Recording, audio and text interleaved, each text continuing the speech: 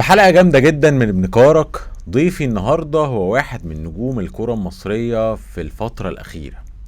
سنين طويلة من النجاحات والبطولات والهدوء وعدم وجود مشاكل تبوظ الكارير ده.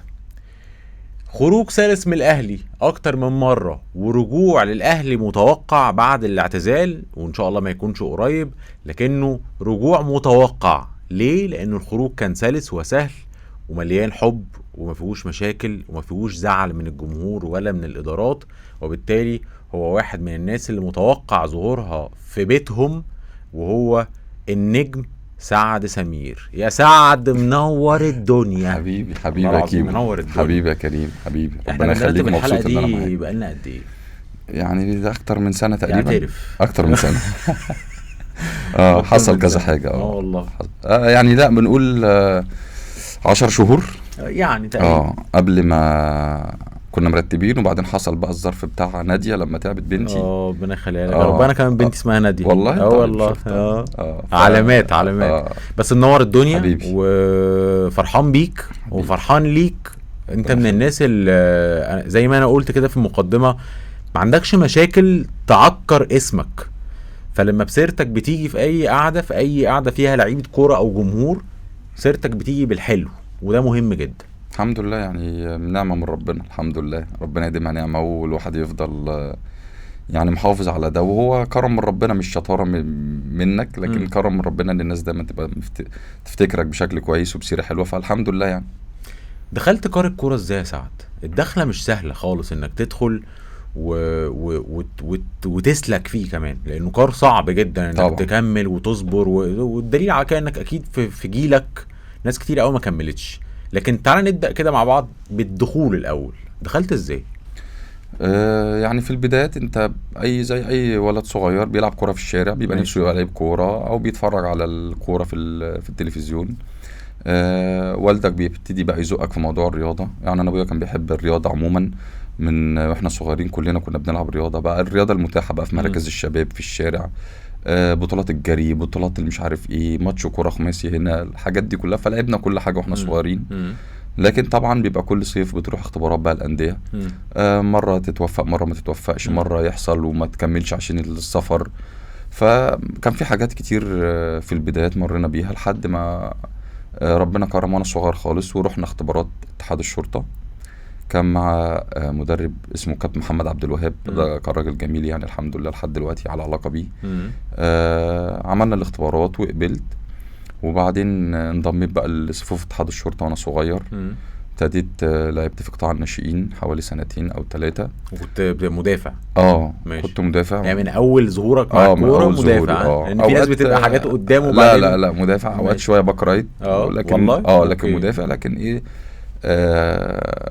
لعبنا الفترة دي في قطاع الناشئين، وبعدين عملت مباراة كويسة قدام النادي الأهلي.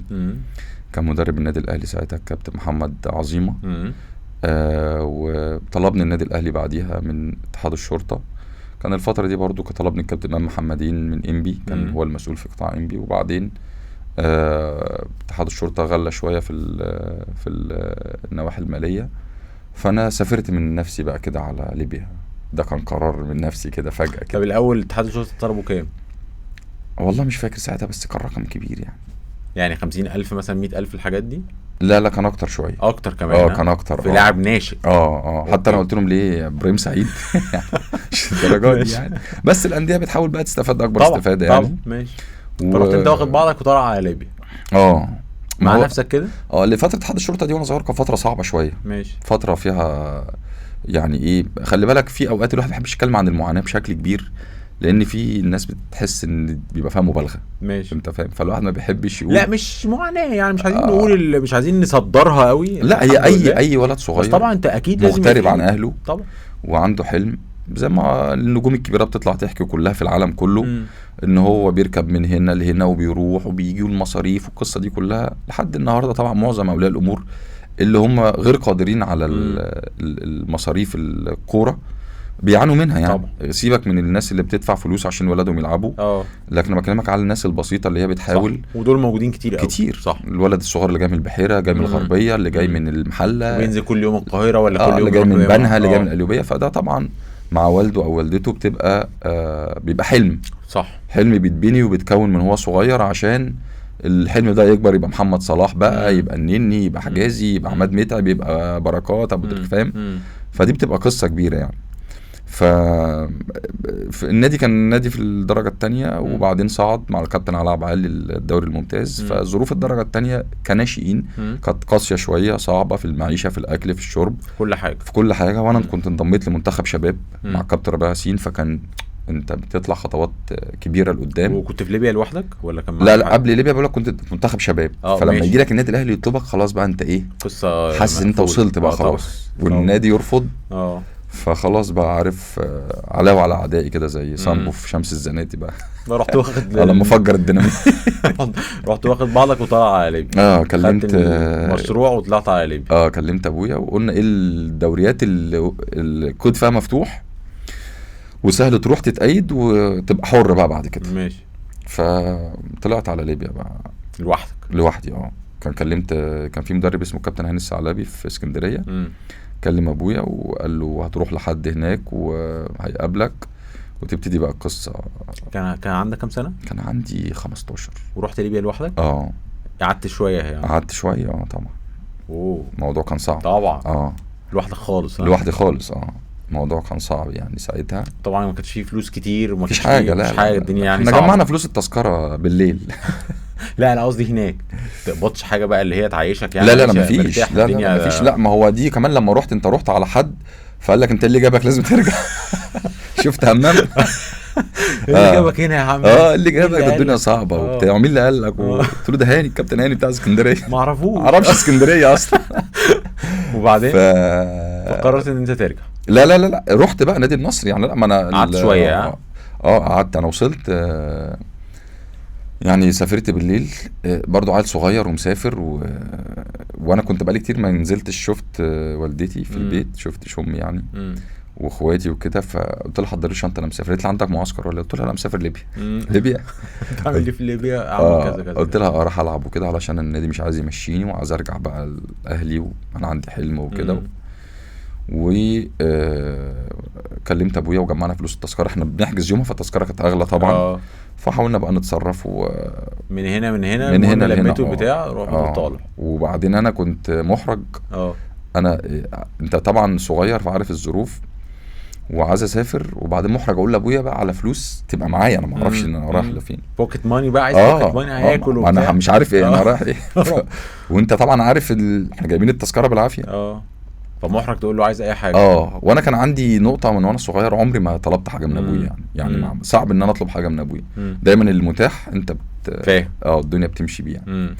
لان انا الكبير كمان فيومها حاسس دايما ان انت مسؤول يعني مش هينفع تبقى فيومها خالي لقيته وانا بعد ما حجزت التذكره وخدت الشنطه، فلقيت خالي جاي وبيديني مبلغ كده. ماشي. وانا عارف ان خالي ممكن يكون هو ده المبلغ اللي معاه. يعني الوقت ده الموقف ده اثر فيا جدا طبعا. يعني فاللي هو حسسك كمان بمسؤوليه زياده، ان انا بقى مش بعد كل ما اللي عملوه ده واروح هناك اخيب. واحنا يعني احنا كعيله احنا قريبين من بعض يعني. عمامي وخالي وكده. وخالي يعني انا بعتبره زي ابويا. فالموضوع ده اثر فيا. فضل فتره طويله بقى الموضوع ده معايا يعني. وبعدين بقى سافرت. كان معايا واحد صاحبي قال لي خلاص اسافر معاك، اسمه محمد يحيى. ماشي. كان بيلعب معايا في اتحاد الشرطه، وكان بيلعب في الاهلي ومقاولين، شغال مدرب دلوقتي في مسار.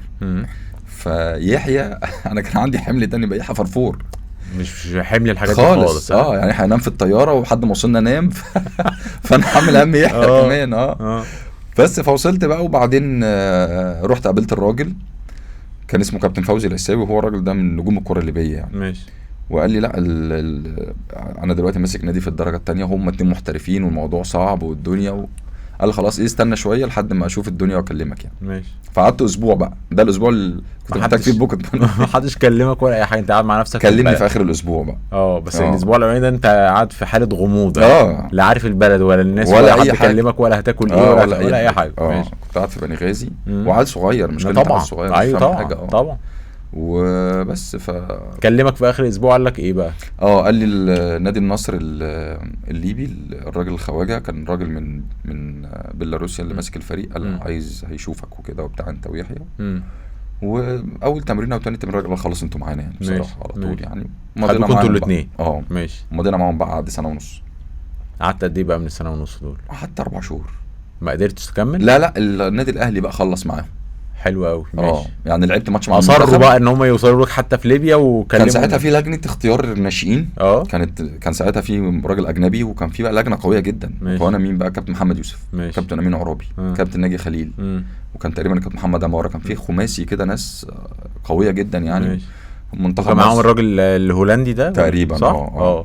كان عندنا ماتش مع بلاك بيرن الانجليزي. فجيت لعبت الماتشين، نزلت لعبت الماتشين. النادي الاهلي بقى خلص الاجراءات مع النادي النصر الليبي، وما رجعتش بقى من ساعتها. ابتدت بقى خلاص وسبت يحيى هناك. وسبت يحيى هناك. بس رجع بقى بعد قد ايه بقى؟ كمل بقى 6 شهور بقيه الموسم بس كده. بس كنت علمته بقى ياكل ويشرب ويغسل ازاي ويرجع ازاي. يرجع ازاي. ماشي. وابتديت هنا بقى المسيره في الاهلي. اول دخولك الاهلي مين اول ناس كانوا اصحابك؟ طبعا انا انضميت في القطاع الناشئين بقى. كان فرقتي 89 بقى. كانوا نجوم ساعتها كلهم. مين بقى؟ مين اللي شكري؟ شكري وشهاب وهشام محمد. ماشي. ومحمد طلعت وميدو وتوبه، محمود توبه طبعا.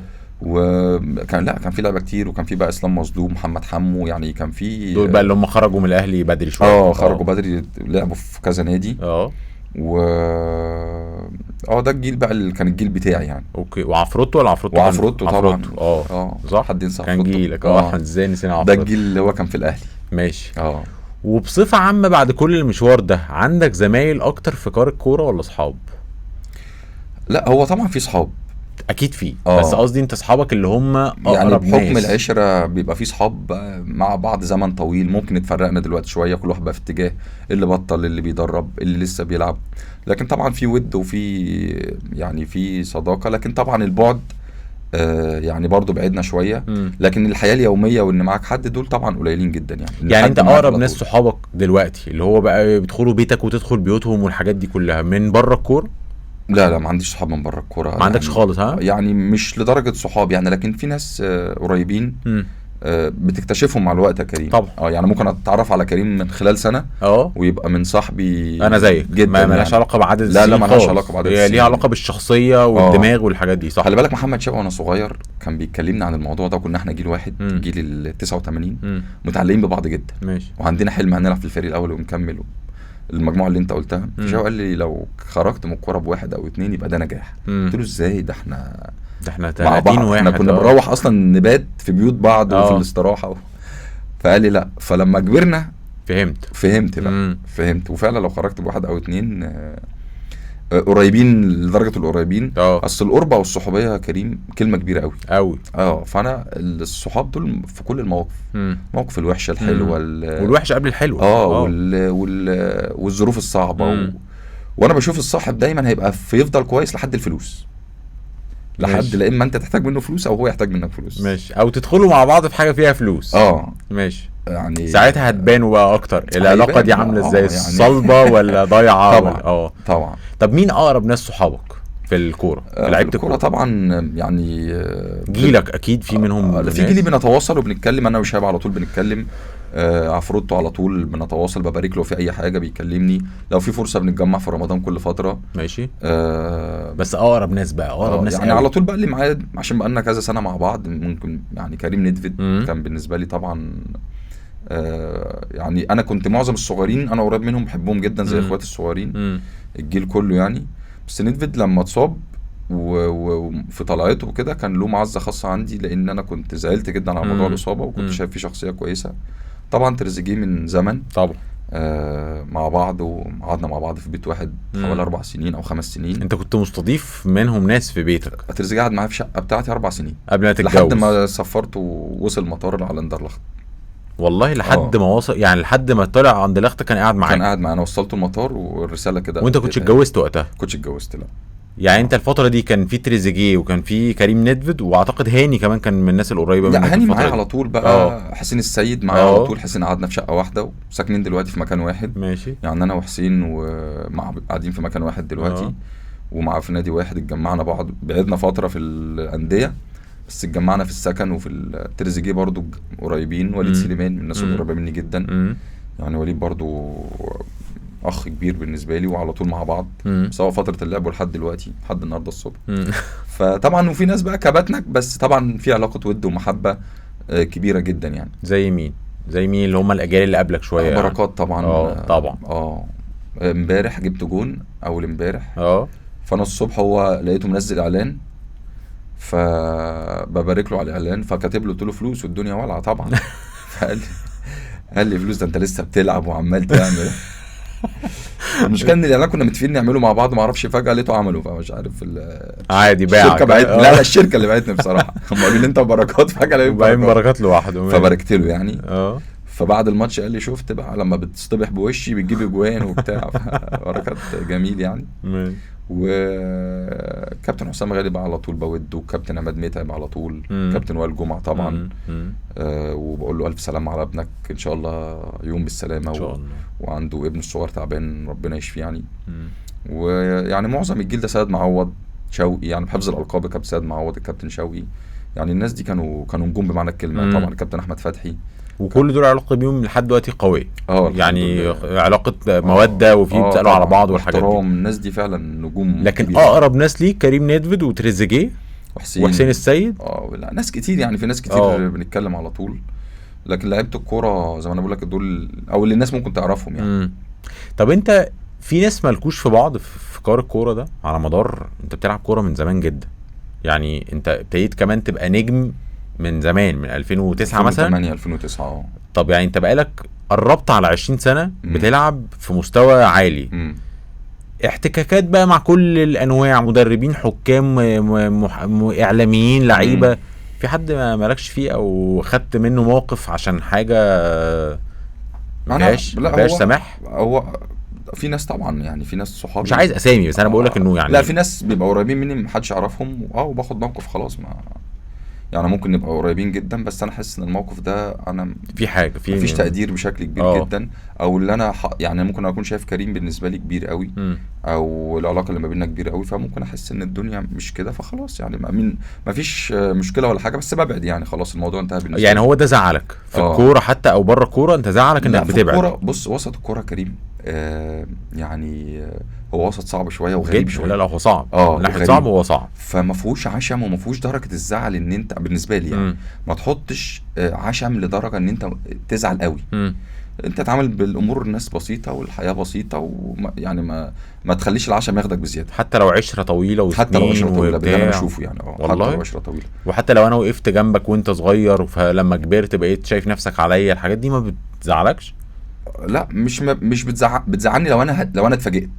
يعني لو انا كنت راسم صوره كبيره قوي اتفاجئت فازعل.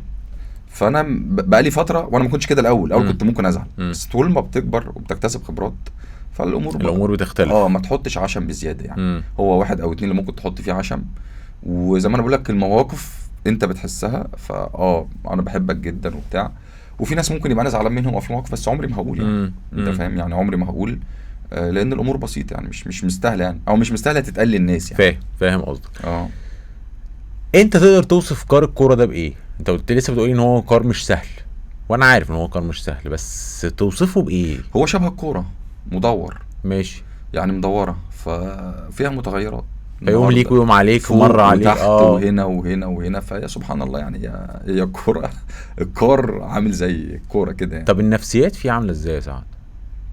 والله اليومين دول كريم صعب. لا اليومين دول الموضوع اللي الناس بتتكلم على بعض وعن كله بيخبط في كله.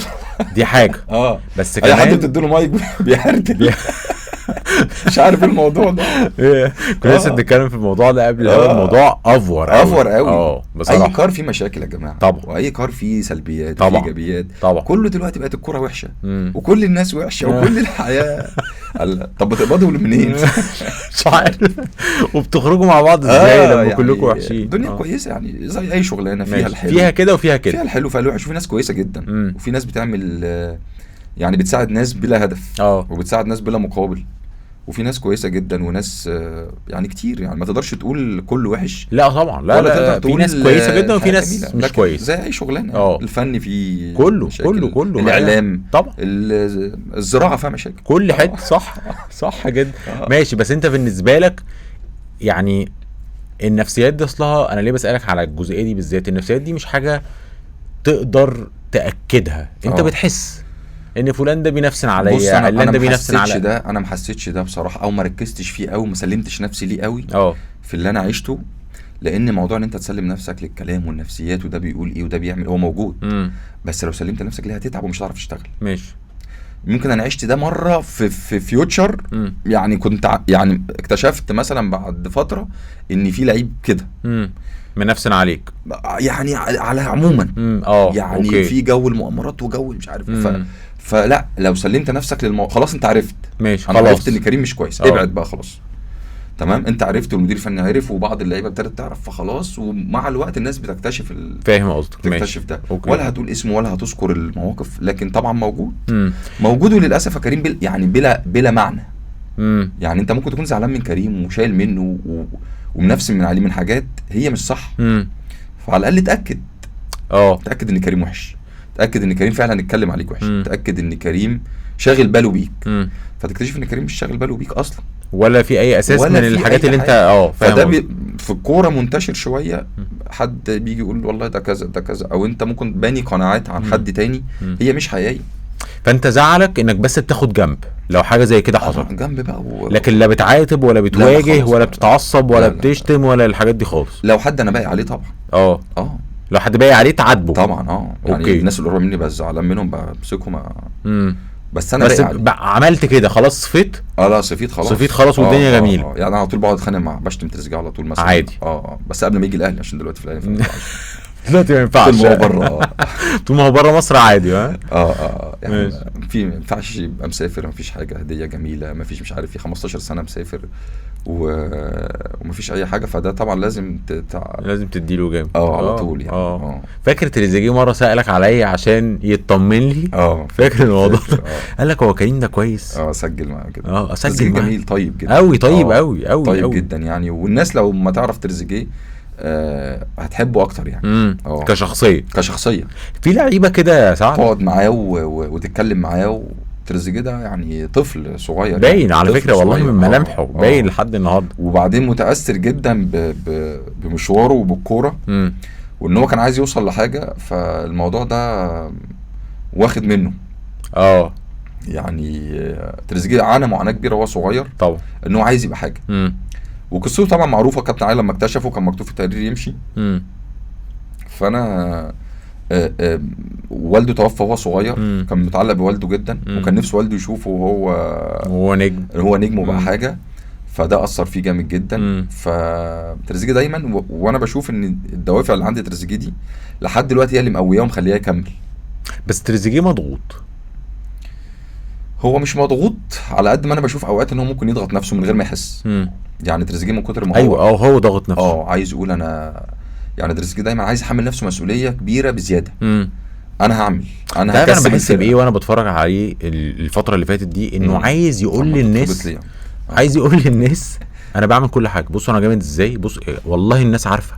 لا هو مدي يعني مكبر ادواره قوي، ففي لود عليه. هو تريزيجيه خلي بالك ممكن يعني لما اول ما جه واشتغل الماتش الودي الاولاني كويس وجاب جون، ممكن كاس العالم وضربه الجزاء دي اثرت جدا عليه. اثرت جدا شويه، خدت شويه منه. وهو برضو حس ان الضغط اللي عليه يعني او النقد كان زياده شويه. وفي تفاصيل انا اعرفها مثلا ان هو لا ساب حاجات كتير برضو، خلي بالك كعروض. كعروض وكفلوس. هو حابب النادي الاهلي، اوكي، حابب يبقى موجود في النادي الاهلي. فما بصش لاي حاجه غير ان هو يختم حياته في النادي الاهلي، ويقدم حاجه للنادي الاهلي قصاد اللي النادي الاهلي قدمه له وهو صغير. ففي جزء ان انا عايز ارد جميل للمكان ده وللجمهور ده وللناس دي. فده جزء من تكوين تريزيجيه في رجوعه او جوه اللي جوه تريزيجيه في رجوعه للنادي الاهلي. فالحته دي برضه عامله عليه ضغط. انا عايز دايما اقدم للناس حاجه احلى حاجه واقول ان انا جدير بالمحبه وبالثقه اللي انتوا حاطيني فيها يعني. فهو واحده واحده خلي بالك لما ابتدى يتحرر شويه وابتدت الضغوط يعني تبعد، وابتدى ينزل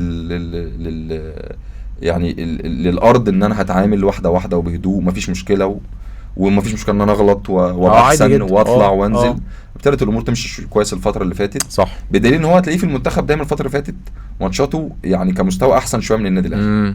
لكن رجع في ماتش الزمالك، وانا بشوف ان ضربه الجزاء اللي جابها في الزمالك اديته ثقه، فوقته شويه صح. وهو كان محطوط ان هو يشوط وصمم ان هو يشوط. ما قلقش عكس من عكس ما الناس بتقول. وهو كان عايز يقول للناس انا زي ما انت بتقول انا موجود، وانا شخصيه قويه واقدر اتحمل.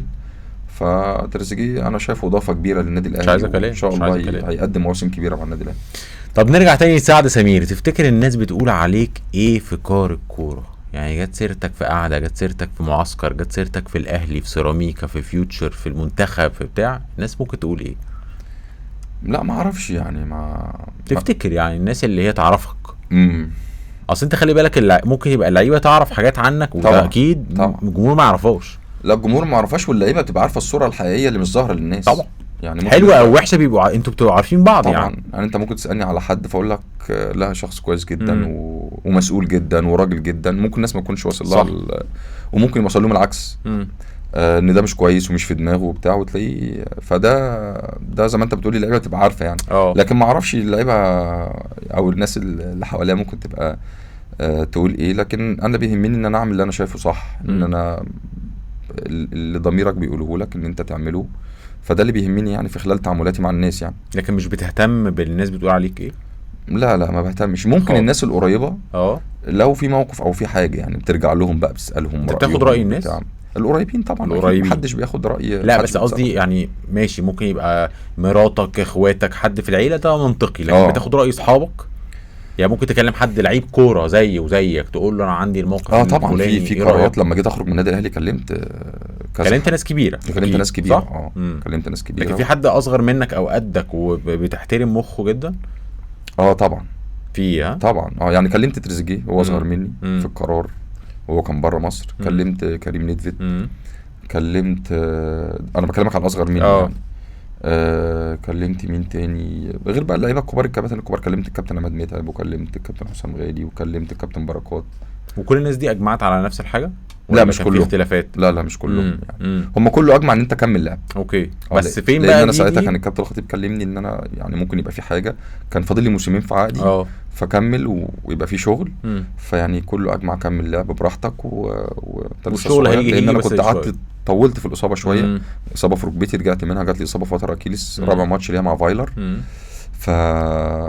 فالموضوع خد وقت مني شويه. هسألك عن الحاجات دي كلها بالتفاصيل. لكن تعالى بقى نروح للفقره الثانيه، هقول لك على يعني طريقه العرض الاسئله ونبتدي على طول. انا هسألك سؤال عن ناس اتعاملت معاهم في مشوارك. تمام. هعرض عليك بعض الاسامي، عجبوك تمام، ما في اختيار مختلف قول لي عليه. تمام. حلو كده.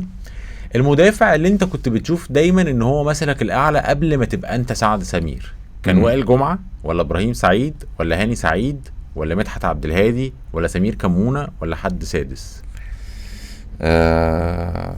هو طبعا الاسامي اللي انت قلتها كلها اسامي قوية جدا، لكن ابراهيم سعيد انا بشوفه كان مثل اعلى لكل لعيبه الكوره في مصر. صح. مش كمدافعين. يعني كل لعيبه الكوره نفسهم يبقوا عندهم كوره ابراهيم سعيد، سرعه ابراهيم سعيد، حرفنه ابراهيم سعيد، البدني بتاع ابراهيم سعيد، صح، الهيدرز بتاعه، فكان لعيب متكامل. فاي لعيب كوره لو سالت باك رايت بيحب ابراهيم سعيد، لعيب نص ملعب فيرود، فابراهيم سعيد كان مثل اعلى لكله. لكن طبعا الكابتن وائل جمعة كان هو المثل الاعلى لاي مدافع. حاله التركيز المستمره، حاله الرجوله بتدي 100% على طول، دي صفه لازم تبقى موجوده في المدافع. اوكي. يعني هتلاقي الصفه دي اساسيه للمدافع. ماشي. لكن صعب يعني ابراهيم سعيد صعب تلاقيه كل 10 سنين 15 20 سنه، صعب جدا. فده انا بشوف انه خارج انا بالنسبه لي خارج التقييم شويه. لما بحط التشكيله التاريخيه لاحسن لعيبه بحط الاثنين دول في المساكين. وبيكملوا بعض. جدا بيكملوا بعض. يعني ده قوي وكل حاجه، لكن ده كمان كورته عاليه جدا وبيعمل. هم لعبوا 2006 مع بعض، كان معاهم الكابتن عبد الظاهر السقا الثالث بتاعهم. برضه كابتن عبد الظاهر السقا كان طبعا لعيب كبير، طبعا المدافعين الكبار جدا في الكره المصريه. واشتغل بقى الكابتن وائل جمعة برضو، كمل بقى بعد كده، دخل مع الكابتن هاني سعيد في 8 و10 معاه يعني. فانت بالنسبه لك وائل جمعة كان مثلك الاعلى. بس ابراهيم سعيد كان حاله خاصه بالنسبه لك. كان حاله خاصه لاي لعيب في مصر يعني. العقليه بتاعت ابراهيم سعيد دي تزعلك، انه لما تبقى لعيب بامكانيات مرعبه بس العقليه ما تساعدكش في كتير في كل الاجيال بس هذكر لك حد كان قريب منك. خلي بالك احنا بنتكلم على عقليه ابراهيم سعيد. الناس لحد النهارده بتتكلم بس ابراهيم سعيد لعب كتير وحقق حاجات. بس بص يا سعد، غير الامكانيات دي، لا غير ان في عقليات ما عملتش حاجه، ما عملتش حاجه، هي لعيبه جامده، لكن ابراهيم سعيد برضو عشان لا عمل بس انا بقول لك الامكانيات دي توديه بعيد قوي طبعا. لا طبعا لا، يلعب في اوروبا، يلعب في اوروبا في يعني ايفرتون دي انا كنت متاكد انها خطوه طبعا. ده الراجل ده هيروح بعد سنه حاجه جامده جدا طبعا. حاجه قدام طبعا. في انجلترا بقى، في اسبانيا مش بس طبعا. هيروح حاجه كنت متاكد والله. بس فكره ان مش قصدي انه ما عملش حاجه، بس العقليه دي توديك قدام قوي. لا انا فاهم، بس انا بقول لك في اسامي انا عارف انت ممكن تقولها قريبه، لكن هم ما حققوش، هم لعيبه جامده. لكن ابراهيم سعيد لا 2 كاس طبعا 2006 2008 طبعا بطوله افريقيا مع النادي الاهلي ده يعني لا لعيب كبير وتاثيره طبعا لا مش قصدي، انا بس بقول لك انه يعني انا دايما بقيسها قصه انه ممكن تبقى عملت، بس كان ممكن تعمل ضعف كده طبعا 5 مرات 10 مرات. كريم بيلعب ماتش وبيشاور للجمهور والفيرود المهاجم جاي عليه وبيعمل لهم كده وبعدين يتعب. قصه تانية جدا بجد. هو قصه تانية خالص، قصه مختلفه والشعر والمقص والنضاره والحاجات. لا انا بكلمك على الامكانيات، ان انا عارف ان انا جامد فانا في نفس اللحظه بقول للجمهور لا مش هيعدي مني وبتاخد الكوره وببص لهم تاني. فابراهيم سعيد انا بقول لك في طفرات في الكوره ما بتجيش كل 30-40 سنه بس. طب العقليه بتاعت لعيب الكوره، مش عايز يعني اسمي حد، بس عقليه لعيب الكوره لما يبقى حد قريب من سعد وانت شايف ان عنده امكانيات بس المخ مش مظبوط، بتتكلم ولا من كتر حبك ممكن تبقى؟ لا ده بالامر، ده كان امر من الكابتن هادي خشبه مثلا في فتره، كابتن سيد عبد الحفيظ. اللعيبه الصغيره مسؤوليتك انت، اللعيبه الصغيره اللي طالعه من القطاع مسؤوليتك، نومهم اكلهم شربهم بيروحوا فين بيجوا منين. قعدت فتره كده، انا قعدت فتره بجيب اللعيبه معايا من مدينه نصر، من اهل مدينه نصر لاهل الجزيره في عربيتي. كان محمد يوسف كل ما يشوفني يفكرني بالموقف ده. فاكر لما كنت بتاخد الناصر وبيكهام وندفيد ورمضان وتريزيجيه يعني والجيل بقى اللي قبل اللي بعديه شويه كان عمرو جمال ومانجا وايمن اشرف وحسين السيد. كل دول كنت عادي فاحنا العربيه بتاخده بنطلع من مدينه نصر للجزيره، المجموعه اللي متصاعده الفريق الاول، ونرجع اليوم ده نقضي يومنا في النادي الاهلي في مدينه نصر لحد النوم، وكل ده بيتكرر يعني. ودي كانت ميزه برضو في النادي الاهلي، ان كان في سكن واستراحه جوه النادي الاهلي. طبعا دي نقطه مهمه في قطاع الناشئين، وفي الاستراحه بالذات بتخلق حاله من الربط بين ولاد النادي طبعا، اللعيب والمكان واللعيب وزمايله. ده بيتك ده بيتك، ده مش ناديك. انت بتبات في النادي وبتاكل وتشرب في النادي، فانت بتصحى الصبح انت بتدافع عن بيتك. يعني بتلعب صح، انت الملعب هو مكان النوم بتاعك. فده كان عامل حاله قويه جدا، وفعلا هتلاقي كل الناشئين او الاجيال متعلقه فعلا بفكره النادي. فاهم قصدي؟ او ولاد النادي او حبك للنادي ده، مش اللعيبه دي مش بتقوله من فراغ. هو فعلا اتربى في المكان ده. مدرسته ورا النادي الاهلي. النادي الاهلي كان الدراسه جنب النادي. فانت المدرسه والسكن والنوم والاكل والشرب لبسك. اللعيب ده لو تعب النادي الاهلي بيكشف عليه. كل ده كان في قطاع الناشئين. فده كان عامل حاله ربط، ان فعلا لعيب في القطاع لما بيخسر بيعيط. فاهم. فدي كانت مسؤوليه موكلها لي، كان ساعتها الكابتن هادي خشبه مدير كوره، وكان الكابتن سيد، انا ابتديت مع الكابتن سيد كان منسق العام للفريق. وكل بقى المجموعه دي، ان انت عايز برضو، كان برضو نظره مدير الكوره والناس المسؤوله، هنطلع كل سنه 3-4 ولاد من الناشئين يضيفوا للفريق الاول ويكملوا ويتعلموا من الناس الكبيره دي بقى حاجات كتير بقى فنيا وانسانيا وارتباط بالنادي وكده. افهم ده كويس، بس اكيد انت نظرتك للعيبه دي كلها مش زي بعض. يعني كل واحد ليه طريقه تعامل. لما بتلاقي واحد مركز قوي والدنيا تمام وجد وواخد الموضوع بجد، يعني زي ما انت عايز واكتر، مش هتتكلم معاه كتير. طبعا. ممكن توجهه في حاجات طبعا فنيه بتاع، لكن اللي دماغه شتى شويه بتتكلم معاه ازاي؟ هو في الاخر برضه في الاول ماشي، انت اكبر مني وكابتني وكل حاجه، بس انت لعيب طبعا، مش زي ما يبقى المدرب او مسؤول او مدير كوره او بتاع. فاهم؟ طبعا. الكلام بيعمل ازاي؟ اللي انت بتقوله ده بقى هنتكلم في الفتره دي، بتتكلم في 2010 2011 2012 2013. دي الفتره دي كان لها كلام بشكل معين ومعامله بطريقه معينه. دلوقتي لو هتسالني هجاوبك اجابه تانية. اوكي. لان الزمن اتغير لما كبرت والاجيال كمان اتغيرت، وانت كمان اتغيرت والمجتمع اتغير طبعا. فانت بتتكلم في طب وقت قول لي دي وقول لي دي، يعني انت زمان في الاسهل اكيد صح؟ زمان اسهل. امم. زمان مفيش اول حاجه السوشيال ميديا، امم. مفيش ضغوط كتير على الواد الصغير ده، اوكي. مفيش قدامه حاجات شايفها كتير، مغريات في الحياه. وحتى حاجات خارجيه، مش مطلع قوي على اوروبا، مش بيشوف ايه اللي بيحصل في الكوره بره، مش بيشوف لعيب الكوره بره بيعمل ايه، يومه ماشي ازاي، فتقدر تسيطر عليه على قد ما تقدر. في اوقات كنا بنتجمع في مكان واحد، في اوقات كنا بنحاول دايما نخلي بدل ما كل واحد يخرج لوحده او يروح مكان معين، بتحاول انت تجمعهم، ان احنا نبقى قاعدين مع بعض، ان احنا بناكل مع بعض، ان احنا بنقضي يومنا في مكان واحد ونخرج مع بعض على قد ما تقدر. ماشي. بيجي في ايام بيبقى في واحد بيشد شويه، في واحد بيروح ابتدى يتعرف، ابتدى يلعب شويه، ابتدى يسهر شويه، مش شرط بيعمل حاجه غلط، بس نفسه يخرج مع اصحابه، نفسه بيروح عايز يعيش لحظه الشهره والبتاع. ففي وقت مش هينفع تضغط عليه، في وقت لازم تصاحبه. لو انت اكبر منه بقى كمدير كوره، كلاعب كبير، لان انت هتفضل تخوفه وهتفضل ضغط عليه، هيعمل كده من وراك. فلازم تقربه منك ويحبك، علشان يبقى عندك مساحه ان انت تساعده، وعندك مساحه ان هو واثق فيك. اوكي. في وقت الغلط هيجي يلجألك اول واحد، وحصلت يعني. انا ممكن كان يجي بيقول لي حصل كذا كذا، خلاص تعالى هنعمل واحد، هنعمل اتنين، هنعمل تلاته، هنتكلم مع الكابتن سيد، هنتكلم مع الكابتن هادي، بحيث المشكله دي تتحل في هدوء، ادام المشكله ما تمش اثارتها خارجيا. ماشي. فتقدر تحل. فساعتها كنت تقدر يعني ان انت تصلح وان انت تحسن عقليه. ده كان سهل، بس على حسب برضو العقليه دي واصله لفين. طبعا في حاجات بتبقى بايظه خالص. يعني بتتكلم في لعيب صغير في البدايات، تقدر تحطه على الطريق وتقدر تعلمه، وتقدر انت تفهمه، لان ده اللي اتعلمناه من الجيل اللي قبلنا برضو. هم كان ليهم برضو سيستم في الحياه ونظام معيشه كده علموه لنا. مين اللي عمل معاك بقى الدور اللي انت عملته مع الصغير؟ احنا برضو كنا يعني الدنيا اهدى شويه بالنسبه لنا يعني. طبعا. بس كان برضو مين اللي هو دايما بياخد كل واحد، كل الناس كل واحد كان له حته معينه، بس طبعا كان اكترهم ابو تريكه وجمعه وحسام غالي، دول كانوا اكترهم مركزين في التفاصيل دي، بيحبوا الناشئين ويتكلموا معاهم ويتعاملوا معاهم. اي حد شايفينه كويس وعنده جاي في الطريق لازم يحتووه ولازم ينصحوه وبيتكلموا في كل تفاصيل حياته يعني.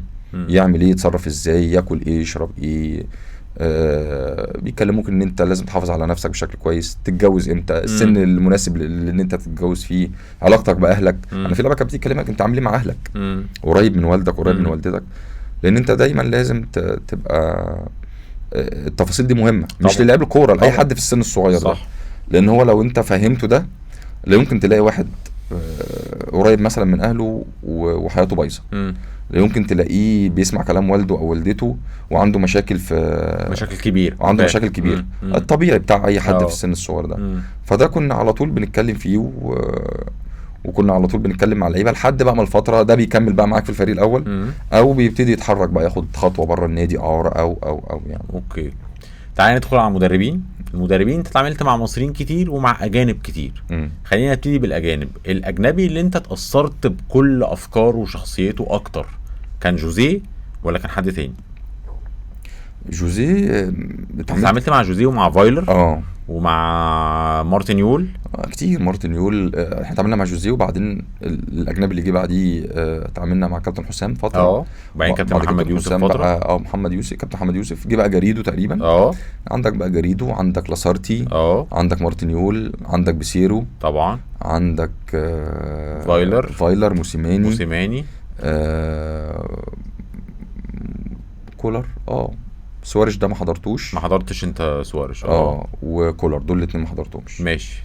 تعالى نمسك بقى الاولانيين، لان برضو في منهم ناس مش مؤثره، فمش هسألك عليهم، بس جوزيه كان مؤثر طبعا، وفايلر كان مؤثر، وموسيماني كان مؤثر. فجوزيه اكتر واحد انت اتأثرت بشخصيته، ولا انت كنت لسه في الاول فالتعامل معاه برضو مش زي ما تبقى بتتعامل وانت نجم كبير في لا يعني هو يمكن في الاواخر ابتدى يتكلم معاه ان انت اللي هتلعب، وان انت اللي هيبقى ليك فرصه الفترات اللي جايه دي في الولايه اللي هي الاخيره. ويمكن هو كان اتكلم، كنا احنا في المعسكر المنتخب الاولمبي، وكان موجود في الفندق اللي احنا متواجدين فيه، ونادالي واتكلم معانا مروان محسن، وكان عايز يجيب مروان محسن. كان لسه مروان بره في بتروجيت. كان لسه بتروجيت، كان لسه بيطلع اصلا. لا ابتدى يلعب وابتدى بس قصدي لسه يعني بيعمل ابتدى يشتغل كويس في الدوري، واتكلم معاه، وبعدين اتكلم معانا احنا الاثنين. انا كنت خلاص في النادي الاهلي، وبعدين هو مشي بقى اشتغلت مع بقى فتره في الاول في البدايات. لا هو كان شخصيه قويه جدا، مدرب تعرف تتعلم منه. مهم ان انت تتعلم حاجه من المدرب. صح طبعا. يعني دي انا بشوف ان دي اهم نقطه طبعا. واضح بشكل كبير جدا. وده مهم في الكوره. ما اعتقدش كان حد هيعرف يتعامل مع كميه اللعيبه دي غير بالشخصيه دي. غير بالشخصيه دي طبعا طبعا. يعني اتفق جدا. ودي ميزته انا بشوف ان هو كفنيات. ما انا كنت لسه هكلم لك عشان انت برضو ايه ما تغلطش نفس غلطه ناس كتير.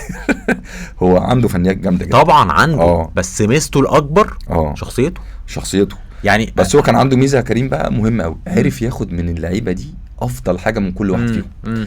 وعرف امكانياته الفنيه بتاعته هم طبقوا له الافكار بتاعته بنسبه 300%. صح جدا. يعني اللي هو لو عايز 10 من 10 هم طبقوا بنسبه 20 من 10. فبان الفوارق الفنيه اللي بانت بين الجيل ده وبين الاجيال اللي في افريقيا وفي مصر واللي هيجي بعدهم كبير جدا. النقطه الثانيه، الناس بتتكلم دايما ان شخصيته قويه والفنيات لا. النهارده لما تيجي تشوف، والله مش قصدي ان فنياته ضايعه، ما بتكلمش انا بقول لك انه الفنيات دايما المدير الفني بيبقى دايما مقسوم نصين. هو شخصيته ممكن تبقى اعلى من فنياته. يعني ما تقدرش تقول كده برضو. انا بشوف ان جوزيه اقرب للتكامل في الناحيتين.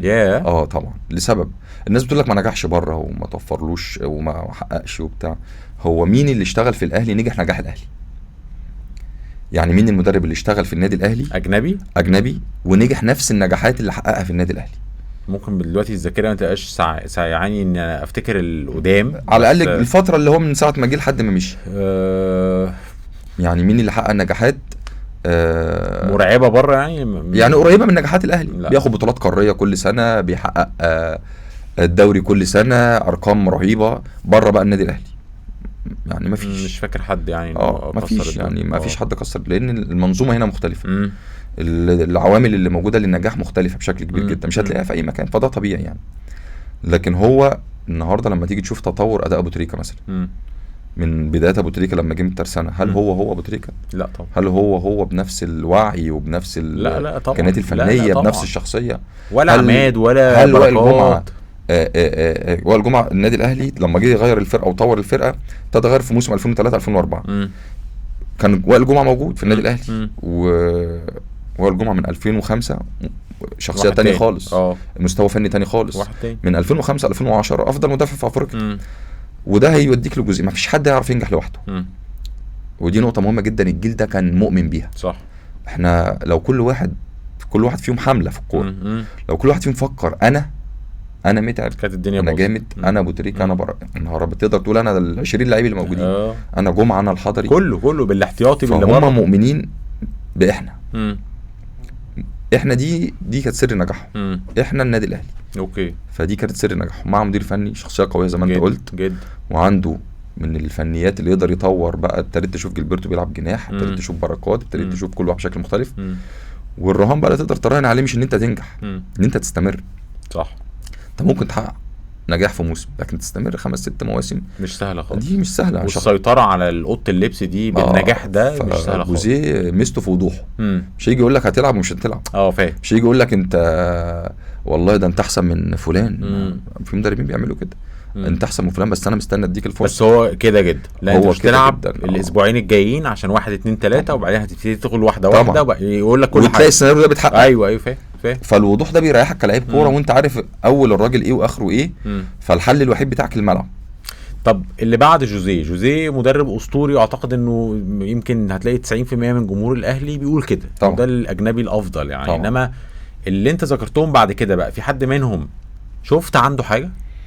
موسيماني، جاريدو، بيسيرو، لاسارتي، فايلر، في حد منهم شفت عنده حاجه حتى لو ما نجحش النجاح الفظيع يعني بس شفت عنده حاجه؟ بص طبعا كل واحد فيهم لما المدربين الاجانب دول لما جم اشتغلوا في النادي كل واحد فيهم خد حاجه. خلي بالك طبعا. انا خد بطوله طبعا.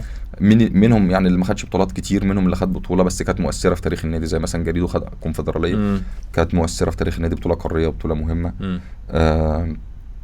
موسيماني طبعا حقق نجاحات كبيره جدا. فايلر عمل اساس لموسيماني طبعا يشتغل عليه لما جه، اساس صلب وقوي جدا. فرقه احلى كوره. انا بالنسبه لي احلى كوره اتلعبت يعني كانت تقدر تقول كوره شامله. كوره حلوه بجد يعني فيها سرعه، فيها رتم، فيها اداء، فيها تطوير لمستويات اللعيبه زي السوليه مختلف خالص، حمدي فتحي، رمضان كان مختلف، ديانج، رمضان، اجاييه، علي معلول. صح. ابتدى يزرع فكره الشخصيه من تاني سواء جوه وبره. مم. يعني دي برضو كانت جوزيه هو يعني ابتدى يغذيها في الجيل ده. فايلر ابتدى يشتغل برضو على النقطه دي. جريدو كان عنده حاجه بس كانت مش مناسبه في الوقت ده، لان جيل انتهى، جيل خلاص اعتزل وجيل بيتبني. النادي الاهلي كان لسه بيحاول يعمل جيل جديد وبيوجد ضلته لسه بيتحسس. كانت فتره انتقاليه صعبه جدا على اي مدرب اعتقد يعني. ابتديت انت تجيب بعديها كابتن زيزو فتره، جه مارتن يقول اسم كبير بس برضو الدنيا كانت بعيده شويه، وكان توقعات الناس اكبر بكتير برضو كان كبير في السن لكن كان اسم كبير وكان بعد فتره عن التدريب. فانت كنت جايب الاسم اكتر منه مضمون المضمون. لاسارتي برضو اثر يعني دوري 2019 ده كان الفتره دي، لكن برضو ماتش سان داونز اثر على الاستمراريه، اثر على علاقته وبرضو كان لو تفتكر ساعتها النادي الاهلي بيحاول يطور حمدي بقى ورجوع رمضان وحسين الشحات وقفشه ابتدى وياسر ابراهيم ابتدى يدخل مجموعه جديده. دي اللي ابتدت تقدر بقى ترجع مع بقى اللي بعده مع فايلر وتقدر تاخد بطولات. لكن اقدر اقول ان فايلر كان اكتر حد قريب ان هو اضاف حاجه وموسيماني يجي يكمل على ده يعني. صح. المصريين وكولر طبعا نجاحات كولر طبعا انا ما اتعاملتش معاه بس اكيد بس انا بسالك على اللي انت اتعاملت معاهم يعني. طبعا كولر حقق نجاحات كبيره وعمل فتره كويسه برضه. المصريين انت اتعاملت مع ناس كتيره جدا في الاهلي. مش عايز اسالك دلوقتي على كابتن علي ماهر لانه برضو ما ينفعش اسالك على مدرب بتتعامل معاه، عارف ان علاقتك بيه قويه وعارف ان انت عندك قناعات فنيه كبيره جدا بيه، بس خليني اسالك على اللي اتعاملت معاهم. لا اسالني على كابتن علي عادي. هسالك على كابتن علي ماشي. بس اللي اتعاملت معاهم في الاهلي انت اتعاملت مع كابتن حسام البدري، مع جو، مع محمد يوسف طبعا، مع كابتن زيزو طبعا، مع كابتن فتحي مبروك. في حد تاني مصري؟ هم دول تقريبا. لا ماشي تقريبا لا. الاربعه دول. لعيبه كتير قالت لي ان حسام البدري كان شارب كتير من جوزيه، فكنت بتتعامل مع النسخه المصري من جوزيه. الكلام ده صح؟ الكابتن حسام طبعا هو شارب من جوزيه وتعلم منه كتير جدا، لكن برضه في الاول وفي الاخر له شخصيته الخاصه اكيد وله طباعه الخاصه وله افكاره الخاصه. ماشي. مانويل جوزيه كان بيلعب ب3، الكابتن حسام جه هو اللي غير الطريقه ولعب ب4 والناس كلها اتفاجئت وابتدت تتكلم ان ازاي يلعب ب4 واحنا مش واخدين، وكل ما نتعادل ماتش او يحصل حاجه ما نرجع ل3 والكلام ده كله. لكن عنده اصرار وعنده تصميم، كان مآمن ببعض اللعيبه وبافكاره ومآمن برضه بالنجوم اللي موجوده معاه. لكن هو كان كابتن حسام انا بشوف ان هو من افضل المدربين المصريين اللي اشتغلوا في النادي الاهلي واشتغلوا في مصر عموما ونجح نجاحات كبيره جدا وقدم كوره في مواسم زي 2017 افضل. يعني لو تيجي تشوف افضل كوره اتقدمت هتلاقيها من ضمنها كابتن حسام البدري. خدنا الدوري في موسم دخل فين حوالي 4 اجوان بس. يمكن انا كنت انا وحجازي بنلعب الموسم ده. فكابتن حسام لا شخصيه طبعا قويه جدا.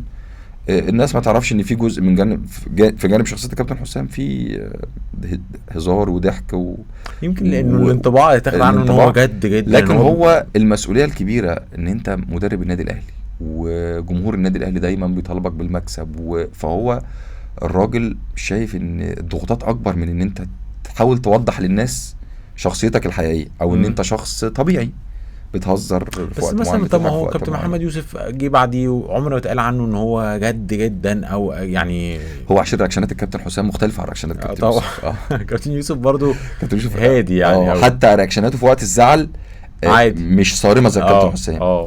التبريره بتاعت الكابتن حسام ممكن تخوف الناس وهي بتتفرج، فاهم؟ كانت بتخوف في الشاشه في اللعيبه طبعا، بتخوف اللعيبه في التمرين وفي الماتشات وبتاع طبعا من غير كلام. طبعا مش بتخوف بس انت بتحس ان في حاجه الجزه دي خلي بالك بقى يعني قصدي حتى في التمرين يا سعد يعني ممكن يبص حد في التمرين بصه جامده مش شرط يزعق الكابتن حسام. ما بالظبط انا قصدي كده بس في بص كده اللي هو انت مش ان انا مش راضي عنك او ان انا مش مبسوط فانت لازم بتتوتر. لو انت لعيب صغير وبتاع ممكن تتوتر عادي. طبعا لازم تتوتر لازم تتوتر طبعا. بس هو كابتن حسام لا يعني شخصيه انا بحب كابتن حسام بس انا بقول لك ان دايما في انطباعات بتتاخد عن الناس وانا كده. بشوف ان هو كابتن حسام اتظلم، الناس مش مدياله حقه كمدرب مصري. موافق جدا موافق جدا وانا بشوف انه اتظلم مع منتخب مصر كمان طبعا. ماشي. فاضل كابتن محمد يوسف وكابتن زيزو وكابتن فتحي مبروك. الكابتن يوسف جميل بقى يعني كابتن يوسف من الناس القريبه مني وشخصيه جميله طبعا.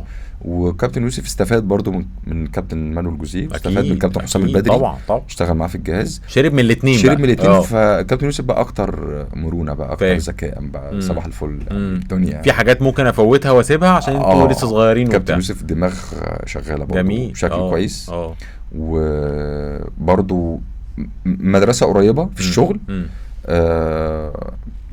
الفتره اللي اشتغلها مع كان عم ابتدى يعمل ميكس بقى ما بين احنا اللعيبه الصغيرين والنجوم الكبار اللي موجودين. خد بطوله افريقيا 2013، بطوله صعبه جدا.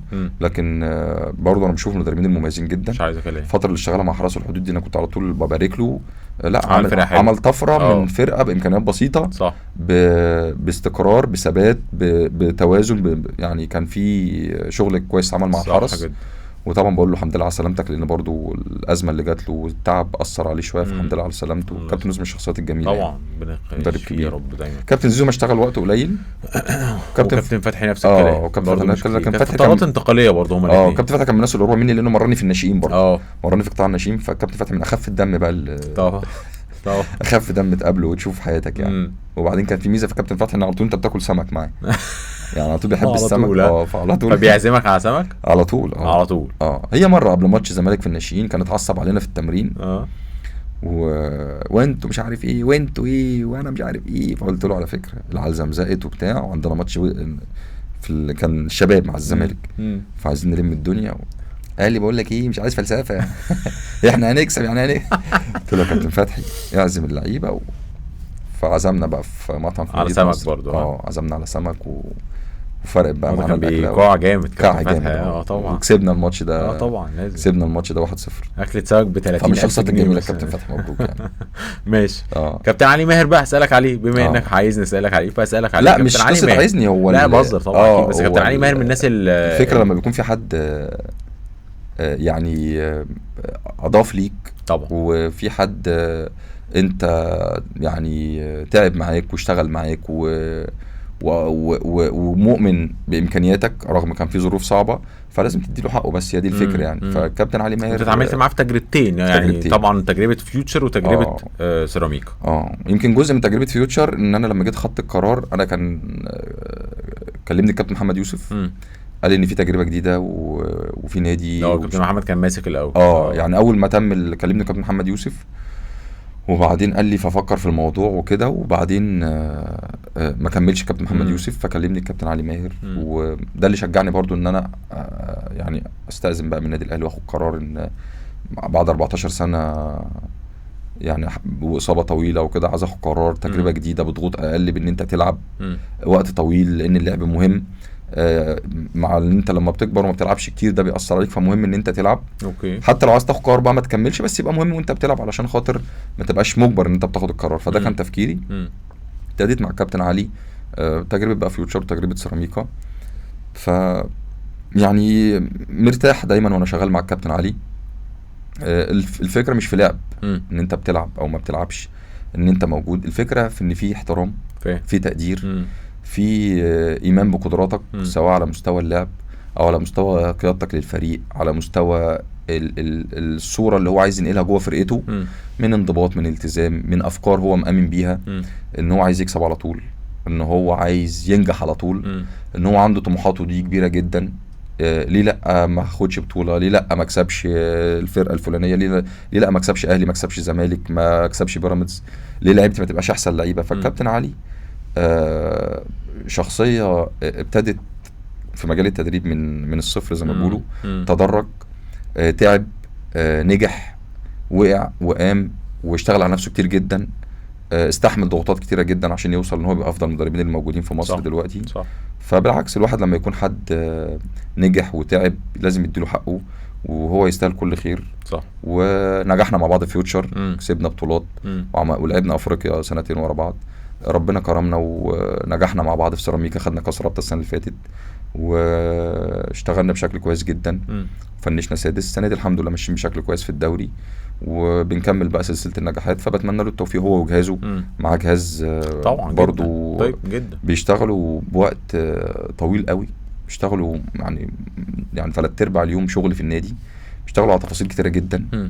انا ساعات بقعد اقول له كتير يعني يقول لك لا لازم اوصل للعيب كل تفصيله، اوصل للعيب كل حاجه. اللعيب المصري بيحتاج دايما ان انت تبقى بتحاول ان انت تفهمه، بتحاول ان انت تبقى في ظهره وتنصحه. فالكابتن علي من الشخصيات اللي انا مبسوط ان انا عرفتها عموما، وان انا بتعامل معاه وان انا بتمرن تحت قيادته يعني. سيراميكا اخد كاس الرابطه، لكن الدوري بطوله صعبه، تعتبر بجد الاصعب محليا يعني.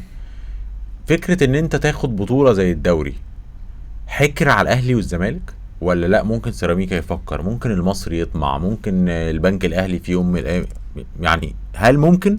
وخليني اسالك على سيراميكا بالتحديد، بتفكروا في ده؟ لا مش بنفكر في ده خالص ها. اوكي. بس هتفكر في ده انت هتضغط نفسك، وهتبتدي تبص الاهداف اكبر من اهدافك اللي انت محددها من اول الموسم. اللي هي ايه؟ التواجد في مربع الذهب انت من مثلا؟ اول الموسم انت عندك هدف اولاني او هدف اول ان انت الدوري مقسوم مجموعتين، السبعه اللي ابقى فوق. اه فاحسن انت السنه اللي فاتت كنت سادس الدوري. ده احسن ترتيب لسيراميكا في الدوري الممتاز. السنه دي لما تيجي تشوف الفرقه انت خرجت عناصر كتير مهمه جدا، صح، وعناصر غير ان هي مهمه عددها كتير، صح. ده ياثر على اي فرقه. كان بنحاول نعمل توازن ما بين انت خرجت عناصر مهمه زي بوبو، لاعب مهم جدا من افضل لعيبه في مصر في مركزه، قندوسي من اهم اللعيبه في مصر في مركزه طبعا، زلاكا طبعا من اهم اللعيبه في مصر في مركزها.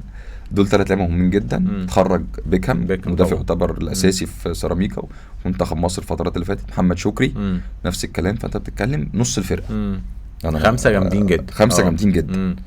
انت بتتكلم نص فرقه، و داخل موسم جديد. العناصر اللي انت ضمتها عناصر مهمه، لكن انت ما ضمتش اعداد كبيره، قليله جدا، وضميت عناصر اقرب للخبرات شويه. اوكي. اهمهم عمرو السولية. اهمهم عمرو السولية طبعا، مع ان انت كملت بفخري لقاي موجود معاك، وجبت بقى شباب زي مغربي مدافع شاب، جبت كريم الدبيس اعاره، خالد عبد الفتاح اعاره، مع عمرو السولية، كريم ندفد موجود معاك نهائي. عناصر كويسه، لكن افتقدنا اماكن معينه بمواصفات معينه. والبدايل عندكم برضو فيها مشكله شويه. يعني العدد، يعني فرقه سيراميكا فيها ميزه وعيب ان احنا بنتكلم في 22 23 لعيب بالظبط، فانت شغال بيهم بشكل كويس. فانت السنه دي علشان تتكلم وانت بتخطط للفريق ممكن تفكر في دوري، بس لازم وانت بتفكر عشان تنافس في فرق تقدر تنافس اهلي وزمالك. اول حاجه عشان تنافس اهلي وزمالك يبقى عندك قدره ماليه. ده بسم الله الرحمن الرحيم. يعني لازم قدره ماليه، ان انا هجيب العناصر اللي تقدر تروح الناديين دول، فانا تقدر تنافس. فيبقى في زي فكره بيراميدز دلوقتي، صح. فلازم صح. تجيب العناصر دي. من ضمن العناصر دي لازم 5 اجانب اقوياء جدا جدا، وبيلعبوا اساسيين، اقوى بكتير من المصريين. مش لان النادي الوحيد اللي بيستفاد من الاجانب بشكل قوي جدا هو بيراميدز، بس يعني اكتر من الاهلي والزمالك. طبعا والله هو اكتر من بيستفاد بالاجانب، صح. لان بيلعبوا ومؤثرين ومهمين جدا. صح، مؤثرين. صح. كل ماتش بتلاقي الشيبي يعمل مايلي وبلاتي توري، الاربعه جامدين طبعا. حتى الجناح اللي جابوه جناح مميز برضو اللي هو السنه دي يعني. فانت بتتكلم لازم عندك قدره ماليه، اللي هو ايفرتون البرازيلي طبعا. لسه يمكن ما نورش زي الاربعه دول، بس الاربعه اساسيين ومهمين جدا. صح.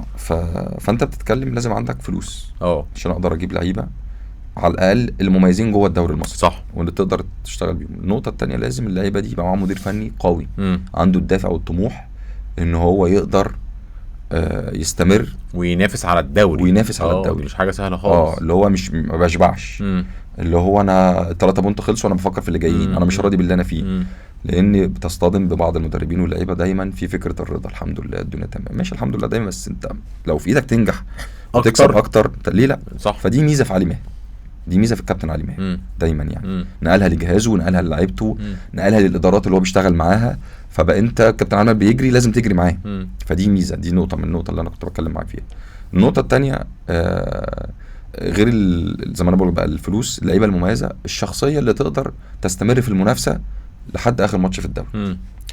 لو تفتكر الله يرحمه كابتن ايهاب جلال، كان بينافس على الدوري مع النادي الاهلي في موسم اعتقد 16 17 المقصه تاني الدوري لحد اخر 5 اسابيع. انا قابلت الكابتن ايهاب جلال وكنت بتكلم معاه، فقال لي اكتر حاجه مقلقاني ان اللعيبه تقدر تصدق نفسها لاخر اسبوع. وفعلا دي اللي هو كان قلقان منها وحصلت. فالفكره مين اللي بيخلي اللعيبه تصدق وتقدر تكمل وتتحمل الضغوط؟ الجمهور. فالاهلي والزمالك عندهم الميزه دي. فالنادي اللي بيفتقد الجمهور بيفتقد الميزه دي مهمه. انت النهارده ما اعتقدش انت جمهور النادي الاهلي النهارده كسبت انت ماتش، كسبت انبي، في الاهلي كسب انبي، الاهلي كسب 10 ماتشات ورا بعض. هل الجمهور هيبقى يعني خلاص شبع؟ لا طبعا. فهل الاعلام بتاع النادي هيشبع ويخليك مريح وقاعد مرتاح. لا طبعا. وده زي ما بقول ايه، ده ورث بقاله 100 سنه. بس برضه يا سعد بيراميدز كسر ده. ما انا جاي لك بقى في النقطه مم. الثانيه. بيراميدز الفتره اللي فاتت يقدر شخصيات لعيبته اختلفت. الفرقه تحس ان هي قايمه على 15 18 لعيب مؤمنين بحاجه قبل حتى ما يكسبوا افريقيا. مؤمنين ان احنا نقدر لازم ننجح مع بعض. مم. في اوقات كان في تفكير فردي، في اوقات كان في مفيش شغل جماعي. وهم مش حوافز، تحس ان اللعيبه كده تمام والدنيا تمام. واعتقد ان هم لقوا ضلتهم في المدرب اللي موجود. عشان برضو ندي حق الراجل ده طبعا. مدرب كبير، مدرب مميز. الراجل ده عنده ميزه اللي انا برضو شفتها، بيعرف يدير الماتشات الكبيره بشكل كويس جدا. كل الماتشات الكبيره اللي لعبها في افريقيا، الماتشات اللي في الدوري عارف ياخد منها اللي هو عايزه. ان هو في الاخر بيكسب. مش شرط تبقى احسن كوره، خلي بالك بيراميدز السنتين اللي فاتوا والسنه اللي فاتت والسنه دي مش بيقدم احسن كوره زي السنين قبل كده، فاهم، بس بيعرف يكسب. بيقدم كوره. وانا شايف ان ده اهم مواصفات البطل عشان بقى فريق البطولات. بيراميدز ابتدى يبقى فريق بطولات. صح. ولو انت ما بصيتش لبيراميدز النظره دي ان هم بقوا فرقه قويه وفريق بطولات، هيبقى عندك مشكله. يقدر النادي المصري ينافس ويقدر يعمل ده عشان عنده برضو مستر كاميرا ابو علي، عنده جمهور طبعا، وعنده برضو عناصر، وعنده لعيبه كويسه، فيقدر يعمل ده. يقدر برضه يخش في المنافسه لو عنده موضوع الاستمراريه. اوكي. خلي بالك فكره ان انت تبقى غير الاهلي والزمالك وبيراميدز وتكسب 10 15 ماتش ورا بعض، دي مش سهله خالص. مش سهله طبعا. انت هتصطدم بحاله لعيبه، طبعا هتصطدم بيوم اللعيبه دي مركزه ولا مش مركزه. النهارده البدايل اللي موجوده، النهارده الوينجات بتاع بيراميدز عنده كام وينج، عنده كام حل هجومي. النهارده النادي الاهلي عنده كام حل هجومي، نادي الزمالك عنده فرقه، الناس شايفه، انا يعني بشوف لا عنده فرقه كويسه، فرقه بشكل جماعي، عنده لعيبه كويسه. يعني لو الظروف الماديه اتحلت لا يقدر. يعني الزمالك فنيا كفرقه شايفهم برضو فرقه كويسه طبعا، قويه يعني. طبعا الزمالك طبعا فرقه كويسه. اوكي. لكن طبعا لازم توفر للعيبه دي الهدوء والاستقرار والفلوس وكل حاجه. طبعا، لان انت طبعا دايما اللعيب الكوره عنده عذر. في العذر ده هو هيشايله في جيبه. بتكسب خلاص الدنيا ماشيه واحنا رجاله خسرت انا والله كذا. ما انت شايف الدنيا ده عموما مش في اي حته في اي نادي في الدوري يعني. فبرضه نادي الزمالك عنده لعيبه كويسه ولو في حالتهم ومركزين الامور بتبقى صعبه يعني. اوكي. اسالك بقى اسئله سريعه ورا بعض. احسن مدافع شايفه في مصر دلوقتي مين في الفتره الحاليه يعني؟ حد لفت نظرك، حد طالع، حد بروميسنج؟ احسن مدافع في مصر دلوقتي، احسن مساك يعني. انا شايف ان يعني في 2 لازم ياخدوا حقهم برضو، محدش اتكلم عليهم كتير. مرعي واحمد سامي. موافق. مرعي بالذات، مرعي وسامي عاملين موسم كويس، عاملين او بطولة افريقيا بشكل كويس جدا.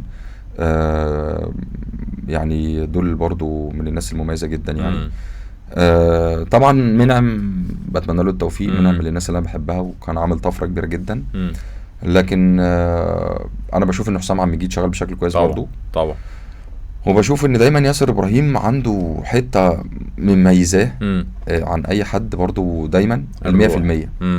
يعني 100% اللي بتاعت ياسر صح، بتخليه دايما في حته كويسه، بتخليه دايما انا هجيب اخري ما تقدرش ان انت ما تحطوش في اي تصنيف ان ياسر ابراهيم من اهم المدافعين موجودين في مصر. صح. في كثبات مستوى ورجوله واصرار وكده يعني. مين احسن مدافع مصري في التاريخ بالنسبه لك؟ صعب قوي ده كريم. واحد يعني، قول لي 3. اصل في ناس انا يعني لعبت معاهم، في ناس انا شفتها برضو اتفرجت على فيديو برضو كانوا ناس جامده قوي. قول لي اللي يعني كابتن ابراهيم يوسف ده كان حكايه، كان جامد. ماشي. شفت له برضو ماتشات وفيديوهات. ماشي. لا سابق عصره بكتير. بتتكلم هاني رمزي ده كان طبعا كابتن هاني رمزي لوحده يعني، مش عايز طبعا حفظ الالقاب حكايه. كابتن وائل جمعه، ابراهيم سعيد، كابتن ابراهيم سعيد. لا المركز ده عندنا ناس عظام يعني. كان في كتير في كتير يعني. احسن مدافع في العالم بالنسبه لك دلوقتي؟ انا كنت يعني دلوقتي فان دايك يعني. فان دايك. ماشي. احسن مدافع في اخر حد شفته، انا ما بفرجش كتير على كوره والله. ما بتفرجش بره كتير. حتى لو صلاح، لو مرموش، لو الشباب اللي اصحابك لا بقى يعني بتمنى لهم التوفيق دايما. بس وانا بعمل حاجه تانية. احنا بنروح نصحى نوصل النادي مع الكابتن علي، نروح بالليل على النوم. فانت عندكش وقت حاجه يا دوب تشوف ولادك كده 100 يا دوب. ماشي. احسن مدافع في التاريخ من بره يعني، اكتر واحد حبيته؟ انا كنت بحب نيستا جدا. جدا. ماشي. يعني بحبه جدا يعني. ماشي. طب احسن مدرب بالنسبه لك في العالم دلوقتي او الفتره اللي فاتت دي، يعني اللي هي الاخر والله انا 3-4 بحب سنين؟ في مدرب بحب افكاره وبحب طريقة كلامه وبحب آه، بيلبس نظارة، كريم اسمه ايه، راجل كبير نسيت اسمه. بيلبس درب ايه طيب؟ بيليسيا اسمه. بيلسا. اه ماشي. بحبه جدا الراجل ده. ماشي. طبعا في ناس معروفة زي جوارديولا، زي طبعا. آه انشيلوتي، زي في ناس كتير كويسة يعني. اوكي. مم. انت بالنسبه لك المدرب ليه مواصفات معينه عشان تحبه؟ يعني تحب المدرب الجريء، بتحب المدرب الشخصيه، بتحب المدرب اللي بيعرف يتكلم، بتحب المدرب اللي التكتكس عنده في حته انا بشوف ان في جزء لازم يبقى المدرب في علاقة بينك وبينه امم. يعني كويسة، ده رقم واحد. ماشي. الجزء ده لو انت مرتاح مع المدرب وحاسس ان المدرب حاسس معاه بالامان. الامان ده مش ان انت حلوه الكلمه دي قوي. يعني الامان ده مش ان انت تلعب. فاهم. بس انا حاسس ان انا في حد في ظهري، مرتاح، حتى لو انا وقعت تمام مع انت مرتاح. انت يعني صح. انت مش هتلعب الفترة دي. برضو يعني كويس انت فكرتني بحاجة بكابتن ايهاب جلال، الله يرحمه. الراجل ده جميل. يعني ربنا يرحمه ويجعله في الجنة. مفيش لعيب كورة اتعامل مع الكابتن ايهاب، انا ما اتعاملتش معاه الا وقال يعرف الكابتن ايهاب جلال. لا يمكن يكون الراجل ده ما كانش انسان كويس. لا يمكن يكون الراجل ده لما كان في علاقاته مع اللعيبه طبعا. لا يمكن يكون الراجل ده ما كانش سوي. ما كانش اللي انا بكلمك عليه، حاسس انت حاسس معاه ان ده ابوك، ان ده اخوك الكبير. فده الجزء اللي انا بتكلم فيه. في مصر عشان تنجح لازم يكون في علاقه انسانيه بينك وبين اللعيب. اللعيب هيديك عينيه. اللعيب هيبقى بيلعب في حته من جواه عشان الراجل اللي اللي معايا ده. الجزء ده لو انت وصلت له هتطلع من اللعيب احسن حاجه. مانويل جوزيه على قد ما اللعيبه كانت بتخاف منه او كانت بتعمل له حساب، بس عامله له وفي كل المواقف الانسانيه تلاقيه موجود مع اللعيبه. شوف رغم الصرامه والشده اللي هو فيها راجل وفي ظهرك. المدرب لو هو في الاول وفي الاخر انت بني ادم. طبعا. يعني انت انسان وبتتعامل مع بني ادمين. ففكره ان انت بتتعامل دايما، طبعا سيبك من العلم والفنيات، ده اساسي. ده اساسي. يعني سيبك من الكره التانية وشلت واجري يد ورا الكوره وقف انت ورا السبعه اللي لا يعني برضو حته العلم رقم واحد اكيد. لكن اوقات في بعض اللعيبه لمجرد علاقتهم بالانسانيه بالمدرب وان الراجل ده انسان كويس وشخص كويس وواضح وبيدافع عن حقوقك وفي ظهرك، تلاقي اللعيبه بتلعب عشانه. صح. وبتطلع احسن حاجه عندها. احسن حاجه. فايهاب جلال ربنا يرحمه، يعني الراجل ده كان ليا الشرف برضو ان انا اتكلمت معاه وقعدت معاه كذا مره كان في الصفه دي، فنيات عاليه جدا وشخصيه جميله جدا. أوي جميل. فكل بينافس على الدوري، فانت عايز من عندنا. ففي ناس كتير فيهم الجزء اللي هو اللي ينجح ده مهم يعني. فالجزء الانساني ده مهم مع الكوره والدراسه والعلم طبعا. كادر من اللي انت عارفهم حواليك شايف ان هو ممكن يبقى له مستقبل جوه النادي الاهلي مين؟ لسه بيلعب ولا بيلعب او لسه مبطل حاجه طازه يعني؟ يعني شايف ان دماغه توديه حته كويسه في الحته الاداريه. انا شايف ان بصراحه مش عارف عمال اتخبط فيه. مش عارف انت زعلان منه ولا مش متعود انا. ايوه عشان انت بتحط اللي هم اللي سهلين دول. ماشي. في لعيبه ممكن تبان ان شخصياتهم بالنسبه للناس شخصيه عاديه، مش مسؤوله، او الراجل ده الدنيا لذيذه جميله، وتكتشف ان هو جوه الغرف المغلقه او في المواقف الصعبه او في الازمات اللي جوه الفريق حاجه تانية. هو اللي بيعرف يدير، هو اللي بيعرف يحل، هو اللي عنده يقدر يديك كذا حل يحل لك بيه المواقف دي. الكلام ده بينطبق عليك صح؟ لا انا مش بقول كده عشان لا يعني قصدي ان انت مثلا، لكن انا بقول لك كده عشان اقول لك على اسامي ممكن انت الناس تشوفها عاديه، وفي اسامي انت ممكن تشوفها قويه جدا صلبه تقول لا ده هيبقى حاجه، بس هو مش كده بمعرفتنا احنا بيهم، مش كده خالص يعني. بدون ذكر اسماء طبعا، ماشي مش هنذكر ده، بس كبيره، بس مثلا لكن ما عندهوش حاجه يقدمها.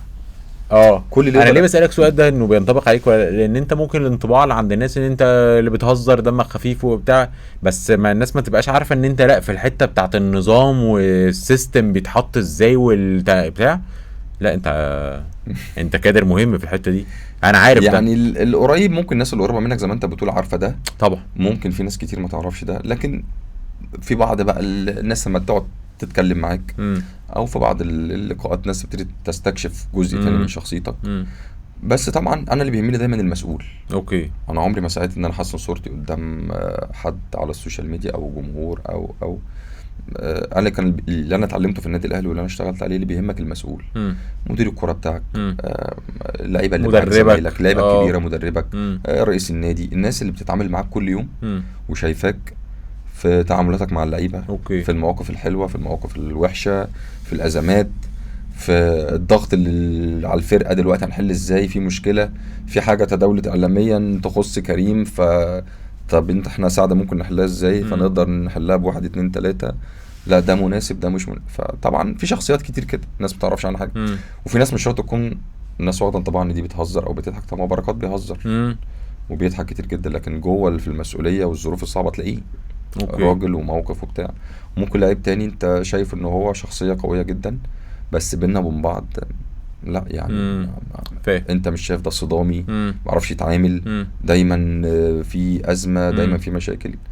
وفي لعيبه انا بشوف ان هي نجوم جامده جدا تلعب كوره، بس لكن بعد الكوره بعد الكوره بتبقى الموضوع صعب، لان فاهم. بيبقى عندهم مشاكل كتير بعد الكوره في نقطه هم مش عارفين يتجاوزوها. مم.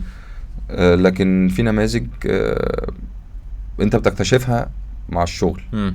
زي الكابتن سيد عبد الحفيظ. لما تيجي مم. تعرف قصه الكابتن سيد عبد الحفيظ، هو ما كانش مرشح انه يبقى مدير كوره، مم. وبيتسأل عن اسامي، وهو في القعده الكابتن حسن حمدي والكابتن الخطيب شافوا ان هو ممكن يبقى هو مدير مم. الكوره بعد مم. مثلا الكابتن هادي خشبه. مم. شخصيه متزنه، شخصيه بتعرف تتعامل. عندك ميزه في النادي الاهلي مهمه جدا، هي انت مش محتاج تفكر كتير على قد محتاج تحافظ على النظام والسيستم اللي موجود. فاهم.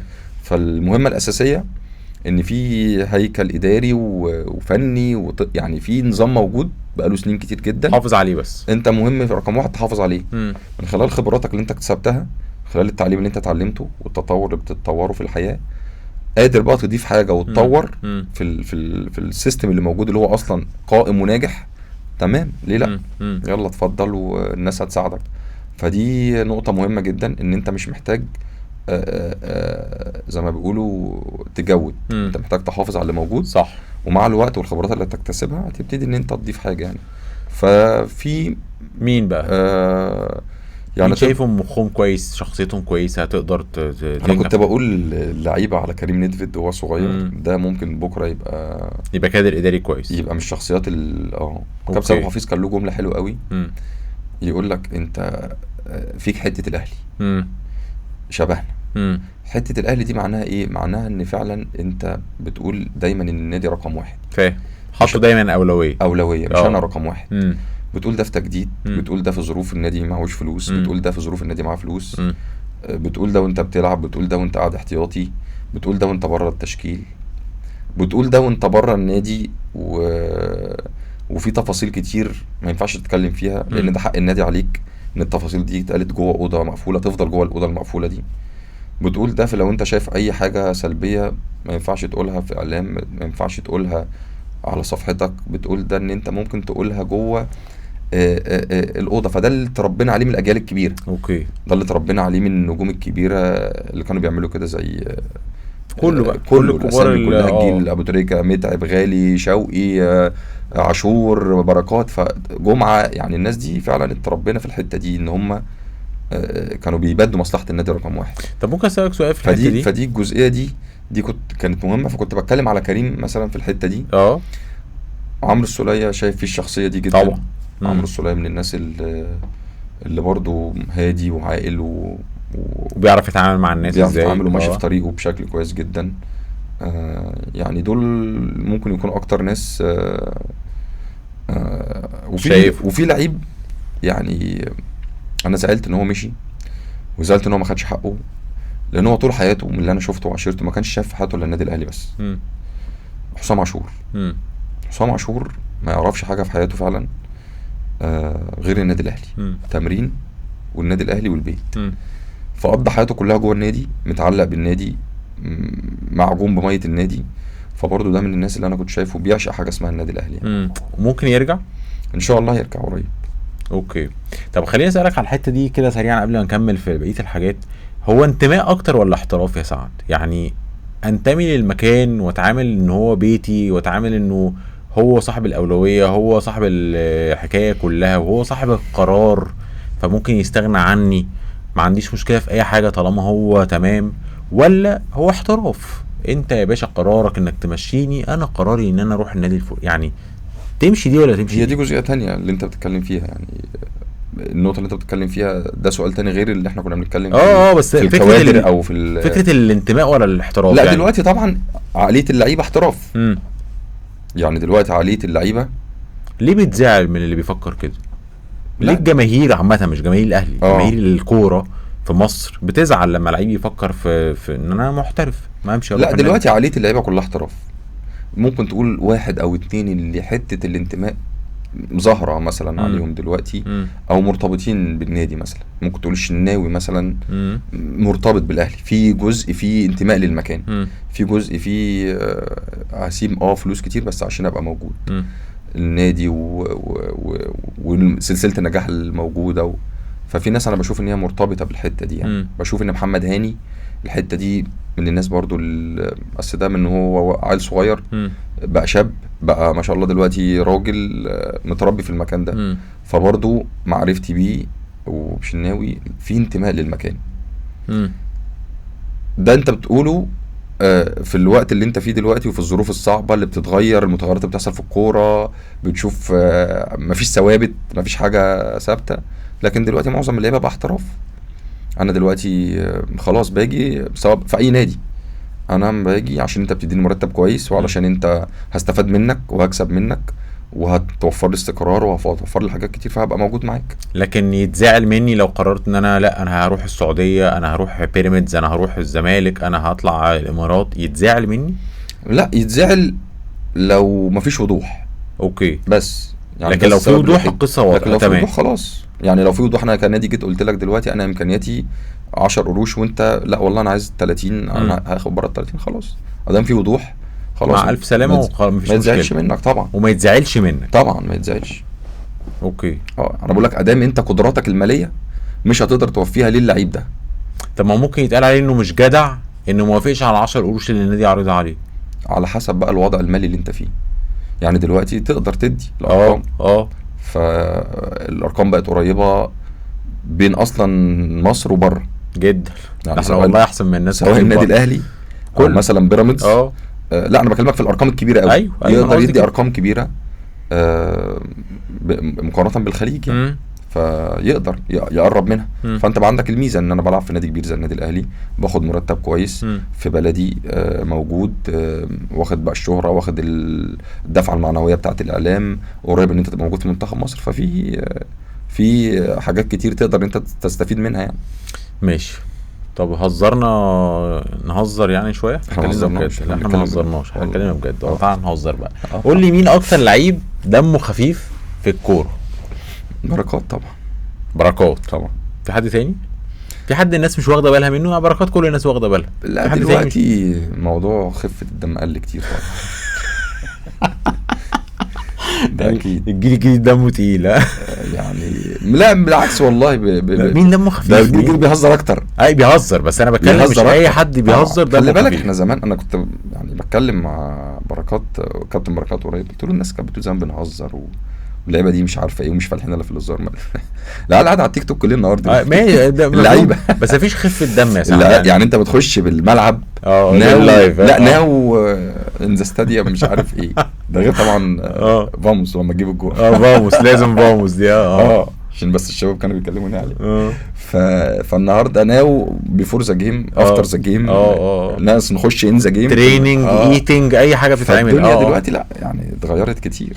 بس وده بقى طبيعي في العالم برضه. موافق ماشي. بس ده ملوش علاقه بخفه الدم. انا بتكلم على واحد دمه خفيف يعني. لا في لعيبه كتير دمها خفيف اللي انا اتعاملت معاهم مثلا. انا زلاكا دمه خفيف جدا والله. ماشي جدا. ماشي. يعني انا زلاكا ده انا ما اعرفش مثلا اطيب يعني احلى الناس اللي انت ممكن تقعد معاه. وبعدين زلاكا مش بيهزر ان هو يضحكك، هو الطبيعي بتاعه ان هو كده ما بيستظرفش قصدك. يعني هو دمه خفيف. ماشي. ده ما حدش يعرف. تريزيجيه خلي بالك دمه خفيف جدا والله. بس طبعا لما يكون على طبيعته وبراحته ومعايا مثلا وقاعد رايق مع ناس واخد عليهم وبتاع، بيحب الهزار جدا. ماشي. كابتن سعد ابو حفيظ على فكره دمه خفيف. وبيحب يهزر كتير جدا يعني. كابتن سيد من الناس اللي بتحب تهزر. اوكي. الكابتن علي ماهر. ماشي. انت اكيد اتعاملت مع الكابتن علي في الاستوديو. اكيد. طبعا. اللعيبه هقول لك مين تاني من اللعيبه. في معايا بقى اكلمك على في سيراميكا ولا طبعا قول لي في كله. يعني انا زلاكا معايا، احمد هاني طبعا الباك رايت، دمه خفيف قرد. ماشي. قرد يعني. انت معاك ايه؟ معاك واحد بتاع مهرجانات في الفرقه يعني ملوش حل. دي اكتر الناس اللي دمها خفيف لا وفعلا تضحك من قلبك يعني. ماشي. طب العكس، الناس اللي بتتقمص من هزار، في حد؟ طبعا في ناس بتتقمص من هزار طبعا. مين؟ عادي دي حاجه ما تزعلش. فمين من زمان بقى؟ حمدي على طول بيتقمص من هزار. حمدي فتحي. ماشي. وانت كنت طبعا ما بتصدق تلاقي اللي بيتقمص من هزار فتهزر. اوكي. مين تاني في اللي موجودين؟ حمدي بيتقمص. الشناوي لو باله مش رايق. محمد ولا محمد؟ الشناوي لو مش رايق يزعل منك لو هزرت. بس مش من انا يعني، قصدي من اللي يهزر يعني. اوكي. يعني لو مبسوط ماشي بيتقبل يعني. اوكي.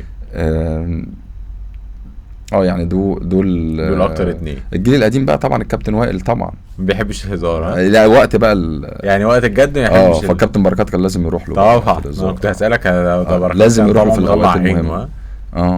ماشي. مين اكتر لعيب اكيل حضرته في كل مشوارك ده؟ لما بياكل عمار طبعا. عمار حمدي. عمار حمدي. ده اكتر واحد اكيل. عمار ما شاء الله.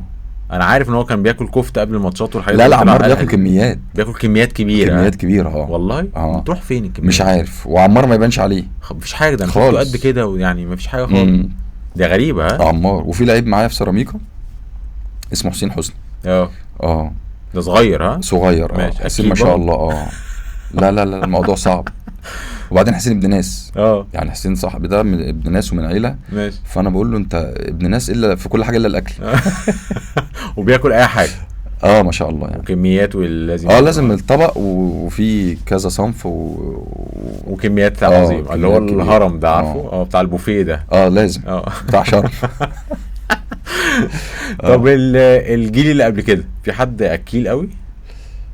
في حد اكيل في الجيل القديم اللي هو بركات وتريكا وعماد وكده. عماد طرط جدا لكن مش اكيل. لا كابتن عماد مش اكيل. وبعدين كان بيخاف من الوزن برضو. لا دلوقتي خلاص. انا بقول لك التورته. لا دلوقتي مش خايف. التورته لا التورته ما اقولكش. التورته دي بتخلص فاهم. هو لو بيخاف ما كانش. لكن هو الاول كان مش اكيل. حاجات الشوكولاتات يحب الشوكولاتات والحاجات دي. كابتن احمد بلال كان بيحب الاكل. كان اكيل. وعاشور. وحسام عاشور اكيل. اوكي. وعاشور بقى يعني بقى يقعد بقى يتخيل قبل ما ياكل. والله نخلص بقى النهارده عشان كده شويه سمان. صاحب كابتن وليد صلاح الدين على طول.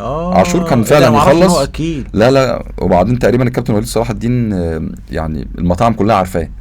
انت بتتكلم بجد ولا؟ انا ما اعرفش. مفيش مطعم في مصر ما يعرفش مديره. والله العظيم. كله ما تيجي ناكل شاورما يقول لك اكلم لك ايهاب اللي ماسك فرع مش عارف ايه. عاشور كنا نخلص تمرين فنفسه ياكل اكله معينه ياخد راي الكابتن وليد. وهو اللي يقول له روح المطعم الفلاني وكل كذا وكذا وكذا. بيعمل كده معايا. الاستاذ ايمن لابس بدله حمراء هيقابلك ويديك البضاعه. ايوه. وما تاكلش كذا كل كذا واطلب منه كذا. عرفت من عاشور الكابتن وليد حريف في الملعب وفي عظيم والله. سعد اليوم اللي بيبقى رايح وقت غدا في الاستوديو وكابتن وليد موجود انا ببقى بقمه سعادتي ان انا هاكل معاه اكيد. لان انا هاكل اكله حلوه فاهم. متوصي عليها من صاحب المكان يعني متظبطه يعني. ماشي. اكتر لعيب شياكه في كل الاجيال؟ لا كتير. اديني اسامي كل الاسامي. حسام غالي طبعا. الناس الشيك. عماد متعب. ماشي. شريف إكرامي طبعا. ده معظم الناس في الجيل اللي هو النجوم اللي قبل كده يعني. ماشي. دلوقتي اللي هم مهتمين بقى دلوقتي في ناس بقى بتحب الموضه والاحدث حاجه وكده وناس بقى على الهادي خالص بقى. ماشي. بس اللي انت بيعجبك ستايله يعني؟ اللي بيعجبني ستايله انا بحب الشناوي. يعني بحس ان لبسه لايق عليه. يعني لبس الشناوي لايق عليه. عايز اقول السوليه بس ساعات برضه بيجنني. كان لابس تيشيرت امبارح مقطع مجنني مش عارف. حسيت ان في كلب عض ولا حاجه. لكن السوليه شيك. السوليه بيعرف يلبس بس لازم في يوم ايه يديني واحده كده فاهم. تزغلل تعيد تفكيرك. يعني تبقى ماشي معاك سبت واثنين واربع كويس بس الحد والخميس في حاجه واحده. لكن السوليه من الناس برضه تردد. كريم ندفد برضه الدنيا هاديه. الالوان بقى الهاديه، الحاجات البسيطه. ماشي. طب في العكس، حسين السيد ماشي. لازم على طول بقى، اي حاجه مترقعه لازم حسين السيد، بس برضو لايق عليه. طب في العكس اللي هو انت ايه اللي انت لابسه ده كتير. مين حبايبك قوي يعني؟ لا كتير، مش عايزين نقول اساميهم بقى عشان هيزعلوا؟ لا مش هيزعلوا، اصل مش حاجه تزعل. اللي هو انت بتقول له كده، تقول له ايه يا عم اللي انت لابسه ده، احنا اصل احنا خلي بالك يعني ميدو مثلا حكى لي ان بيجي لنا كابتن فترة محمود الخطيب قال له كده مره في كاتب كتاب شيتوس، كان جاي من الجونه ولابس شعر شورت واسع وعامل ايه، فكابتن محمود راح مميع عليه قال له ميدو ايه اللي انت لابسه ده؟ بس احنا خلي بالك بيجي لنا فتره كلنا ممكن حد يجي يقول لك إيه اللي انت لابسه ده، يعني ما تقدرش تقول حد معين يعني، اصل لو يمكن هيجي كل يوم بنفس بس بيبقى خلاص في المنطقه. انا كنت لسه لابس قميص قريب، فكذا حد جه قال لي اللي انت لابسه ده والله عشان واسع بزياده يعني. طب ايه؟ بس انا كنت جايبه من بره وغالي فلازم اديله فرصه. لكن مثلا مفيش حد لا في كتير يعني، قفشه ساعات ايام كتير قلنا له ايه اللي انت لابسه، ليه عملت كده مثلا في نفسك. في بقى ناس انت بتقول لهم بس هو يعني بيكهام مثلا دايما بقول لي بيكهام ايه اللي انت لابسه ده؟ ماشي. احمد رمضان بيكهام. اكيد مش ديفيد. لا ديفيد ما قابلتوش بصراحه. لا وبعدين ديفيد بيلبس بص لا ديفيد بيلبس والله بيكهام الحقيقي بقى. بجد بس بيلبس بجد يعني. فبيكهام دايما بقول له اللي انت لابسه ده، فانا مشكلتي بيكهام بقى انه ردوا عليا، فبحس ان انا بعيد. ايه بقى؟ انت مش فاهم حاجه في انت اللي مش فاهم. بيحسسك ان انت بعيد قوي عن الموضوع. طاهر برضه ساعات اساله على حاجات فانا بحس ان انا بعيد خلاص. انا المشكله عندي يعني. اوكي. طاهر ده مش كبير شويه مثلا، او اللون ده مش ماشي. لا انت بس عشان فبرضه طاهر برضه على فكره يعني، برضه المدارس والنيو جيزه والحتت دي طبعا جنب بتاعكم ده، فهو احنا شايفنا بعيد احنا. ايوه ماشي. فلما طاهر يقول لي خلاص ابعد انت، احنا في حته تانية، بفهم خلاص بقى. اوكي.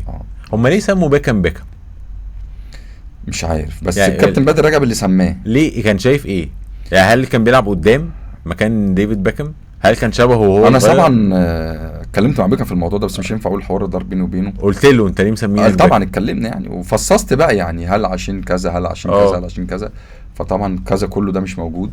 فقال لك ايه بقى؟ هو كان بيلعب بكرات وكان بيعمل كروسات زي بيكهام وهو صغير. ماشي. دي اكتر حاجه يعني اقدر فسماه بيكهام عشان، بس اكيد مش الشعر ولا حاجه، اكيد مش الانين ولا حاجه، اكيد مش ولا اي حاجه. ففعلا كان هو بيلعب بكرات وخلي بالك بيكهام فعلا كروساته طبعا، وبيشوط فاولات كويس والله بجد. ماشي. مش هزار يعني انا لما شفت تريزيجيه اول ما طلع في من ديفيد تريزيجيه، هو شبهه في من ديفيد لما بيحلق بالظبط كده. كريم نيدفيد انا مش شايفه شبه نيدفيد، هو صغير عشان كان شعره طويل شويه بتاع، بس كان شعره طويل بس مش شبهه. بس ممكن يكون الكابتن بدر قال لهم الاسامي دي بالليل، ما كانش واخد باله قوي. الدنيا يعني مشوشه. فقال لك بدر لما الصبح جمع بقى العيال دي، لا مش هي دي اللي انا قلت لهم بالليل. مش هو ده بيكهام، هو ده عندنا بنصدق والله العظيم. خلي بالك انا رحت للكابتن بدر من فتره القطاع وكنت قاعد معاه ولسه بيعمل كده، لسه بيسمي بقى في محرز وكانتي ويمان والحاجات دي. والله في اسامي جديده. فكمان 5 سنين هتقابلهم دول. اكيد هتلاقي محرز وكانتي في الاكاديميه. خلاص بقى هيبقى الجيل خلص بتاع ميسي وبيكهام والحاجات دي كلها. لا ميسي في منه كتير بقى، ما انا عارف. احنا اكتر دوله عندنا ميسي. زاد في 2 ميسي. زاد في 2 ميسي مع بعض، واحد يمين واحد شمال. الكابتن شوقي والله انا مش عارف ينده عليهم ازاي. طبعا ده المعلقين بيتلخبطوا. بس هو الكابتن شوقي برضه عنده ميزه، عنده ميسي اشول وميسي ايمن بالظبط كده، فهو لامم الملعب كله. ماشي. هسألك على حاجات قول لي حصلت ولا ما حصلتش. تمام. حصل ولا ما حصلش علاقتك بباسم مرسي اتوترت فتره وبعد كده اتصفيته وتصالحته وخلاص؟ 10 سنين. ما انا عارف، بس يعني اتقابلتوا اكيد في حاجات تانية اتقابلنا والدنيا خلاص خلصان. لما بيحصل تنشنه ما بين 2 لعيبه في الملعب ويحصل دب ما بينهم وبتاع، ممكن يطولوا في المقاطعه. ممكن لو وخصوصا لو مفيش علاقه اصلا قويه يعني. لو هم مش صحاب عادي يعني، فموضوع موقف وحصل كده احنا يعني مش صحاب قوي، فمش هيبقى في مجال ان يبقى في كلام او صحوبيه او حاجه يعني. يعني لو 2 صحاب وحصل بينهم موقف في انديه تانية، مع الوقت الموقف هيتلم يعني. بس قصدي انت ولعيب في نادي تاني واتخانقتوا في ماتش وبعد كده بتتقابلوا كل سنه مرتين على الاقل يعني. ممكن 3 كمان. ممكن الموضوع يزيد في الملعب ما يقلش. ممكن يبقى فيه تنشنه دايما ما بيننا، هو مهاجم وانا مدافع، وهو شتمنا بعض بتاع اعتراضنا. لو ما حصلش بقى ان احنا اتقابلنا او اتكلمنا او الموضوع ما خلصش، هيفضل مستمر عادي. حصلت معاك؟ مش عايز اسامي. حصلت معاك ان حاجه استمرت طويل كده والماتشات بتبقى فيها تنشنه، ان انت نازل عارف انك هتمسك فلان او هو بيها؟ حصلت كذا سنه. كذا سنه، لان كان في نوعيه طبعا برضو بتبقى يعني بيبقى الموضوع فيه خروج عن الكوره يعني. ما انا فاهم. اه. ما لو في بقى حاجه كده موضوع عادي تنزل بقى خلاص. بس بتبقى برضه حاسس ان في حاجه مش حلوه يعني، اصل هي في الاخر لا بالعكس عادي يعني. الموضوع ده بيديك تركيز اكتر، وبتبقى والله. عارف ان ده مش كويس، وممكن في اي وقت يديك واحده يعمل حاجه. فلازم تبقى على طول مركز ومصحصح، وتحاول ان هو ما يستفزكش وكده. وممكن اتفق مع واحد صاحبي ان انت، لان لو احنا معروف ان في بينا احتكاك، فلازم انت الكرة دي انت اللي هتضرب انت كده يعني. والحاجات دي بتتكرر كتير في الملاعب يعني، انت مش قصدي انت بس، بتتكرر موجوده يعني دلوقتي. لا خلاص السنين الشراسه برضو في الحته دي قلت شويه. مين يعني اعنف لعيب شفته في الملاعب المصريه عنيف؟ والله انا كنت بسمع زمان بقى يعني. مين؟ الكابتن بوبو تقريبا. كنت يعني ده اللي انا بسمعه يعني. بس ما شفتش حد حتى قبل ما تتشهر يعني؟ لا يعني كنت بسمع يعني في لعيبه مش عايز اقول اساميها، بس طبعا اساليبهم كانت وحشه. اللي بيجيب مش عارف معاه ايه في ايده، يشك لعيب بدبوس. اللي سمعت موضوع الدبوس، سمعت موضوع الضوافر يتف على لعيب، وسمعت الشتايم اللي في الودان. فده طبعا مستوى صعب. بس انا سمعت مثلا عن واحد ما بيعملش الحاجات دي كلها، بس هو ضريب يعني بيضرب، اللي هو ايمن سعيد. ده بيضرب، هو ما بيعملش حاجه خارجه بس هو بيخش جامد. لا بيضرب طبعا، ده ضرب عنيف. كان بيتقال على عبد العزيز توفيق اخو اكرم. لا بس يعني اقل شويه من بس عبد العزيز لو طلق بالتوفيق انت بقى كل سنه تطلع على طول على السعودي الالماني على طول. والله على الف وبيتقال على عاشور الادهم ان هو برضو كان ضريب جامد. هم دول اللعيبه دي كانت يعني هم ضريبه بس بيعرفوا يضربوا. ايوه يعني عايز يأذيك هيأذيك. لكن في وكان في محمد الحنفي ديفندر في اتحاد الشرطه بشعر. عارفه ماشي. بركات كان يقول لي انا لاعب نيجيريا وما لعبش الحنفي. كان جامد برضه. اوكي. والكابتن حليم برضه، محمد حليم الحرس. طبعا كان جامد برضه. صح. كان بيطرد كتير، نتش بركات في الركبه مرتين. وبركات كان بيتضرب كتير. كان بيتضرب كتير. انت من الناس اللي بتضرب؟ ما بتضربش؟ ما بتضرب بس برضه لا مش بغشوميه. لا مش بغشوميه، دول كانوا معلمين. فاهم. بس انت قصدي لو يعني ممكن تضرب حاجه كده اللي هي ممكن تضرب في المداري كده، في الكوره. في المداري. لا من غير كوره. لا من غير كوره. لا مش قصدي كده، بس في كوره داخلين على بعض وانت عمال تديني واحده كده، بس بتديني حاجات جامده فانا هردها لك. طبعا اي مدافع كده. ماشي. حصل ولا ما حصلش الزمالك اتكلم معاك في مشوارك ده كله مره واحده بس؟ لا ما حصلش. ما اتكلمش معاك ولا مره؟ لا انا سمعت ان هو اتكلم معاك ايام ما خرجت رحت المقاولين. لا حاجه رسمي لا، لكن بالحب كده ايه رايك؟ بيقول لحد الحاجات دي منتشره، لكن ما فيش حاجه رسمي. من احلى مواسمك في المقاولين. صح. من احلى مواسمك. كنت بتلبس 40. من احلى مواسمك يا سعد. حسن شحاته كان مختارني في المنتخب وقامت الثوره بقى في الفتره دي. والله من احلى مواسمك يعني. كل ما اشوف حد يفتكر نادي جميل ونادي مستقر كده وهادي بالظبط كده. كنا مجموعه صغيره، كنت انا والنني وصلاح وباسم علي، وكنا احنا الشباب الصغيرين. كنا احنا. كان في فاروق متهيألي كان لسه كان جه يعني بعدين باشا محمد فاروق ومحمد رزق بس كان باسم والنني وصلاح. وانا رحت لهم في الاعاره دي، عملنا شغل كويس اول فتره دي. كنتوا عاملين فتره حلوه فعلا. ما جالكش عروض بره مصر؟ جالي. في حاجه في اوروبا؟ جالي في سنه في البرتغال. ماشي. والكابتن حسام البدري كان رجع 2016. جالي في الفتره دي كنت بجدد، فقال لي لا كمل وكده ولازم تكمل. ما اصرتش انت؟ لا ما اصرتش يعني. فكره برضو الاهلي وارتباطك بالنادي وكده. ما ندمتش ولا مره انك ما؟ لا خالص. كان ممكن تطلع سنه، كان ممكن تشوف الدنيا فيها ايه خالص. وكلمني الكابتن عماد متعب، كان حد كلموه من السعوديه، واتفقت مع الناس وكلموا النادي الاهلي، وخدنا خطوات على في فتره كده. كان في نادي في السعوديه يعني، والكابتن عماد اللي كان قال لي على حاجه من الانديه الكبيره هناك. كان حاجه من الانديه الكبيره، وكلموا النادي الاهلي، والنادي الاهلي اداهم رقم، بس الموضوع ما كملش بقى ساعتها. المدرب اتفاقات ماديه. لا المدرب اللي كان موجود اتغير، فجه مدرب تاني خطط تانية بقى وخطط تانية وافكار تانية يعني. بس الكلام ده من بدري يعني. اوكي. لكن فكره ان انت ندمت او حاجه خالص يعني. وكان في بيراميدز. ده امتى بقى؟ اول ما اتجمع 2018. اوكي. الفتره الاولانيه خالص. ده ايام ما كان في فلوس كتير قوي كمان. كنا احنا في كاس العالم في روسيا، وكان بقى فكره طارق كان الشناوي وعلي جبر وعمر جابر والناس كلمتني وكلموا الكابتن وبعتوا فاكس رسمي للنادي الاهلي. ماشي. يعني جالي عرض رسمي انا والشناوي في الفتره دي يعني. وبقيمه، وكان عرضه $1 مليون ساعتها، وكابتن حسام غالي كان منسق مسؤول على الفريق، هو كابتن محمد فضل كان الفتره دي موجودين. فكلمني مكالمه وانا في روسيا. يعني كانت مكالمه جميله.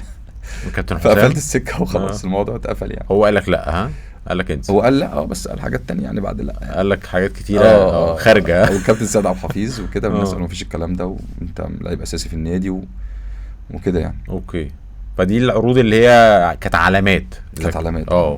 ماشي. خلصنا كلام عن كار الكوره، اسالك بقى على كار الفن. اولا مين بيعجبك او بيضحكك بما انك انت؟ طب هوك فنان برضو، انت كبير. انا عندي حته برضه. حته كبيره. حته ايه؟ عندي حته. دي مزرعه مش حته. طب اولا قبل ما ندخل في الفنانين، انت اتعرض عليك تمثل؟ اتعرض في حاجات طبعا. وبعدين الدنيا وقفت ليه؟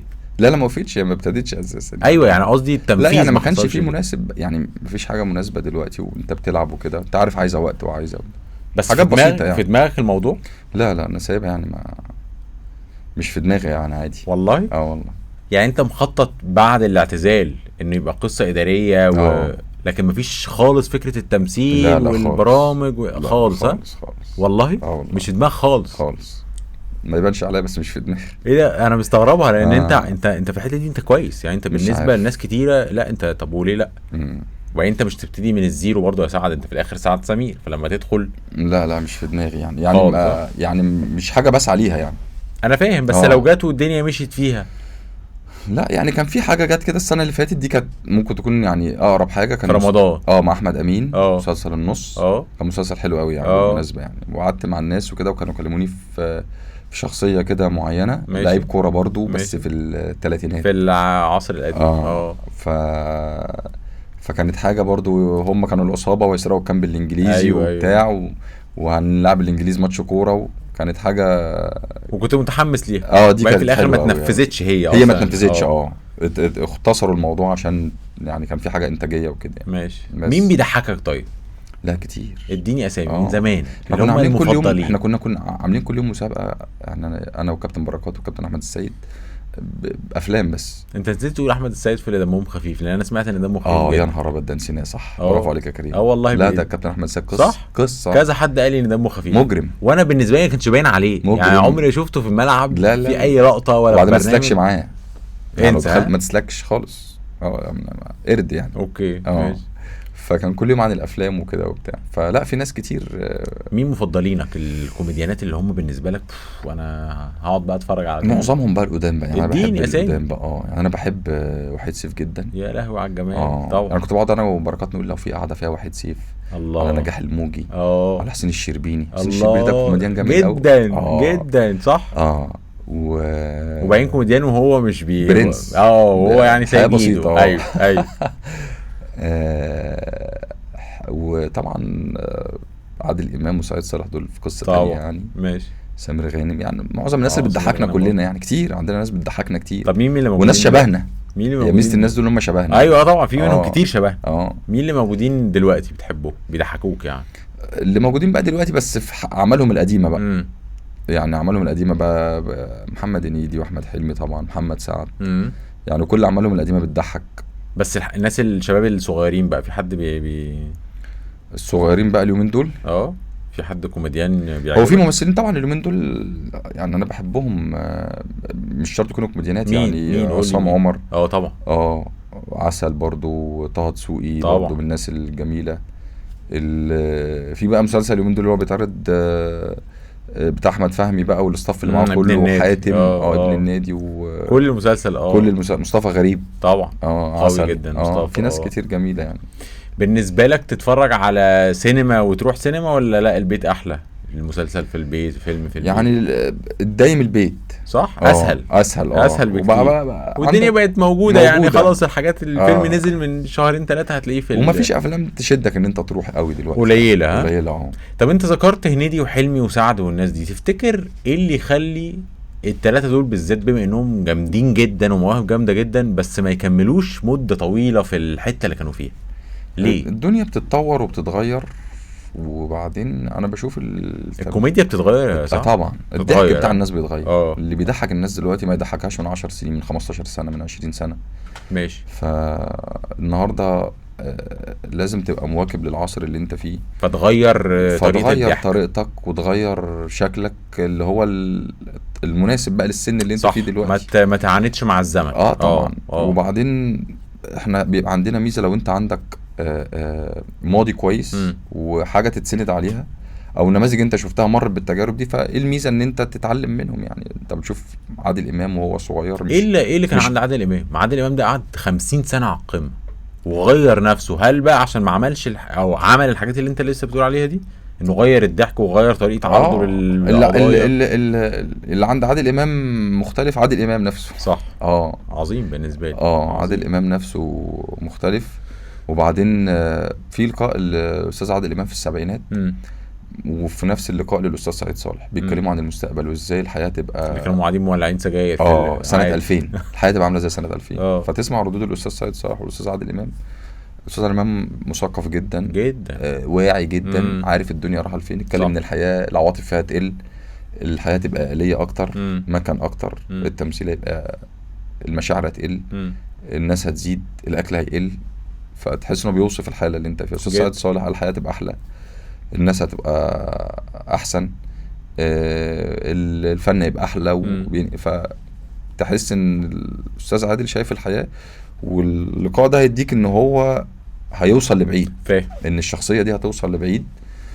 برضو بشوف ان نجاح عادل امام شبه الناس قوي، هو شبه الناس. وبشوف ان هو المصريين كلهم قعدنا سنين نضحك شبه عادل امام، ضحكوا نضحك على طريقته وافهاته وعلى رياكشناته، وبقينا نقلده. طبعا. فبقيت انت الموظف اللي في الارهاب والكباب، الراجل الغلبان العامل اللي في المنسي، الراجل البسيط اللي في اللي بقى في السلسله بقى كلها بقى بتاعته، كله وحيد حامد وشريف عرفة الميكس ده كان عاملين افلام عظيمه. فانت تحس ان هو بقى ايه قريبك بتاع زي معظم الناس. انت يعني افلام جدا. انا افلام جدا. وتحفظ الافيهات والديالوجات والحاجات دي. صح. انا بحب الناس دي. كنا بنقعد نتفرج على التلفزيون كتير. بحب انا الناس اللي هي حافظه الديالوج. بس خلي بالك احنا برضو كان المنفذ الوحيد اللي احنا بالنسبه لنا في الاجيال الصغيره التلفزيون. كانش في حاجه تانية خالص. ولا كان في مولات ولا في خروج ولا تليفونات ولا اي حاجه. الدنيا كانت هي التلفزيون بس. قاعد قدام التلفزيون بتحفظ بقى الفيلم. صح. عندك صحاب من الممثلين؟ لا مش صحاب قوي يعني قصدي معارف. في معارف طبعا. مين اكتر ناس يعني؟ هشام ماجد طبعا. يعني عملنا مع بعض اعلان، ويعني تعرفنا على بعض، ومن الشخصيات الجميله اللي هو كان اعلان فودافون. صح. وهادي كده وراسي، وهو كان هو وشيكو طبعا. وبرده من الناس اللي بتضحكني جدا هشام وشيكو. الاثنين جامدين جدا. وشيكو ضحكوا مش مقصود ان هو يضحكك. لا، وفي واحد بقى انا بموت فيه نسيته، ازاي ما قلناهوش ده؟ مين؟ لان انا قابلته وقلت له انا بموت فيك وبموت في ابوك، كريم محمود عبد العزيز. طبعا. كريم محمود عبد العزيز ده يعني من الناس بقى اللي هو ايه، لو مكتوب بقى بعد كل واحد يمثل ممكن تمثل مع كريم محمود عبد العزيز. هو جامد وعنده حاجه مختلفه وفي نفس الوقت واخد من خفه دم ابوه، عسل، فعنده حاجات حلوه كتير. لا وبعدين كريم ده عسل، وابوه الله يرحمه عسل، واخوه محمد، عيله كده ولاد ناس. وبرضه قابلت الاستاذ رامي امام. راجل جميل قوي. قابلته عند الدكتور محمد وفائي، وقعدت معاه، ادب وذوق واحترام جدا. ولاد الناس دول برضو بيبقوا فعلا التربيه بتفرق. صح. مهما وصل لمراحل، مهما مسك فلوس، مهما اتحط ولا كل ده زي البيت واللي شفته في البيت. واحد شبهك وواحد فعلا متربي تربيه محترمه. يعني المزيكا اخبارها ايه معاك؟ تسمع حاجه يعني في حاجات يعني الحاجات اللي مش يعني قصدي اللي بتلاقيه قدامك، ولا في حاجات معينه بتحب تسمع النوع ده، الشكل ده، المطرب ده؟ انا بحب وردة قوي. ايه ده؟ حاجات قديمه. ايه ده؟ مع انك صغير يعني. ماشي. خلي بالك انا في حاجات ما تبانش عليا، بس انا تحس عميق وانا مش عميق ومش باين. بس ده احلى. والله بحب وردة جدا. ماشي. وبحب شيرين طبعا. ماشي. وردة وشيرين اكتر مطربات. ليك في المهرجان. واحد عدوية. ماشي. ده اشكال مختلفه خالص. احمد عدويه ده علامه من علامات الفن الشعبي في مصر. ماشي. بس قصدي الاشكال مختلفه، يعني ورده غير عدويه. انا راجل مصري قوي يا كريم. فانت تمام في الحاجات اللي هي الفولكلوريه دي. خلي بالك اي واحد يعني في الشارع عندنا في مصر اي بني ادم جواه كل ده يعني. فاهم. ليك في المهرجانات؟ لا مش قوي يعني ماشي، ممكن ترقص عليها لو هي اشتغلت، لو اشتغلت كده تسمعها في العربيه او ما اعرفش وما تابعش خالص وكده اوكي. لكن في حاجات بقى يعني بتطلع مثلا ترند، ف اكيد خلاص بتعلق. انا محمد منير بقى اللي هي اليومين دول بتاع الضي دي جميله جدا. حاجات بقى لعمرو دياب بتقوم كل صيف طبعا لازم حاجات فرقع الدنيا، بتعلق معاك من غير ما انت تحس. فاهم. لكن انت مفيش حد مفضل في الموجودين دلوقتي اللي هو ده؟ في طبعا. مين يعني بهاء سلطان لو عمل حاجه لازم تسمعها طبعا. ده البوب ده لازم. بهاء سلطان انت جميل. وبعدين انت بتشوف بهاء سلطان تقابله تحس ان انت اللي مكسوف، مش عارف ليه. والله العظيم. طيب يعني انت تحس ان انت مكسوف تسلم على استاذ بهاء. اول مره شفت بهاء سلطان ده عارف فين؟ في النادي الاهلي. والله العظيم. وهو اصلا زملكاوي. ايوه كنت واقف مع متعب وهو عدى وراح جاي واقف معانا. هو بجد طيب ومؤدب يا سعد اللي هو بيقول لنا. واحنا محمد محي شفت له برضو الحلقه هنا الحلقه معاك. جميل. انا قابلته في الجيم كذا مره. نفس المدرسه. راجل جميل. طيبين قوي هما الاثنين قوي بجد. الاثنين طيبين، اطيب فنانين شفتهم يعني. انا مبسوط حبيبي. ويعني الحلقه تستاهل الانتظار حبيبي. وانت عارف انا بحبك من زمان. انا عارف يا كريم والله. وبتمنى لك كل التوفيق. انا شايفك وبكتشفك كل مادة. والله بكتشفك كل مادة والله العظيم ده بجد. انا كل قاعدة معاك احنا ده تالت لقاء نعمله مع بعض. تالت لقاء، لكن بنتكلم يعني دايما كده. بحس ان انت عندك حاجات.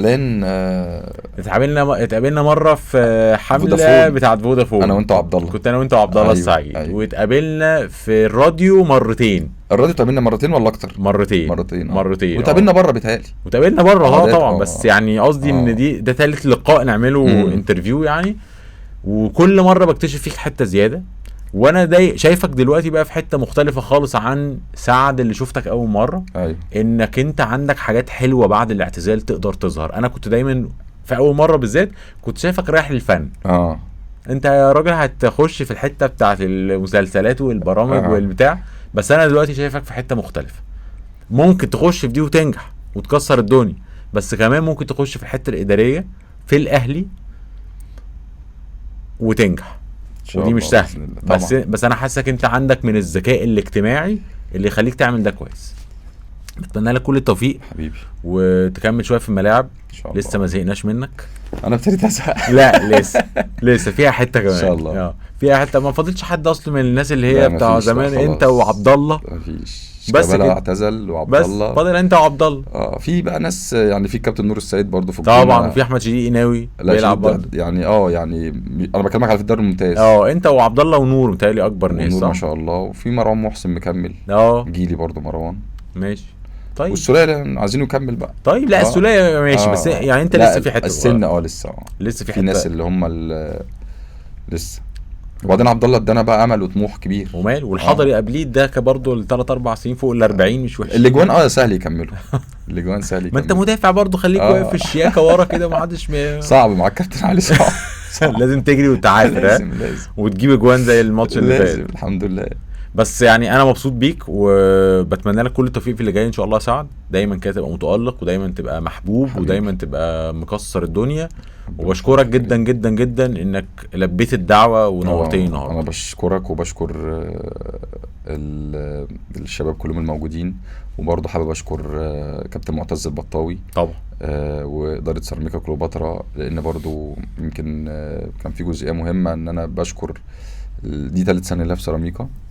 الناس على قدر كبير من الاحترام والمحبة والتقدير لسعد. فبشكر الكابتن معتز وسيادة النائب محمد ابو العنين وكل المسؤولين في سيراميكا. وان شاء الله ربنا يكرمنا السنة دي ونعمل حاجة محترمة ان شاء الله باذن الله تليق بينا. واتمنى ان انا يعني انجح معاهم زي النجاحات اللي اتحققت الفترة اللي فاتت. وبشكرك. انت عارف انا بحبك قد ايه وانت من الناس القريبه ليا حبيبي. ودايما بنتكلم في مواضيع كتير بعيده عن الكوره وفي حاجات كتير. وبتمنى لك التوفيق في خطواتك من زمان، من ايام نجوم اف ام لحد دلوقتي. عندك حاجات كتير تقدمها في مجال الاعلام. واجهه مشرفه لينا كلنا ودايما كده نتقابل في احسن حال يا رب دايما. بشكرك سعد جدا جدا. بشكرك شكرا جزيلا. دي كانت حلقه جامده جدا مع النجم سعد سمير في ابن كارك. دايما مع بعض.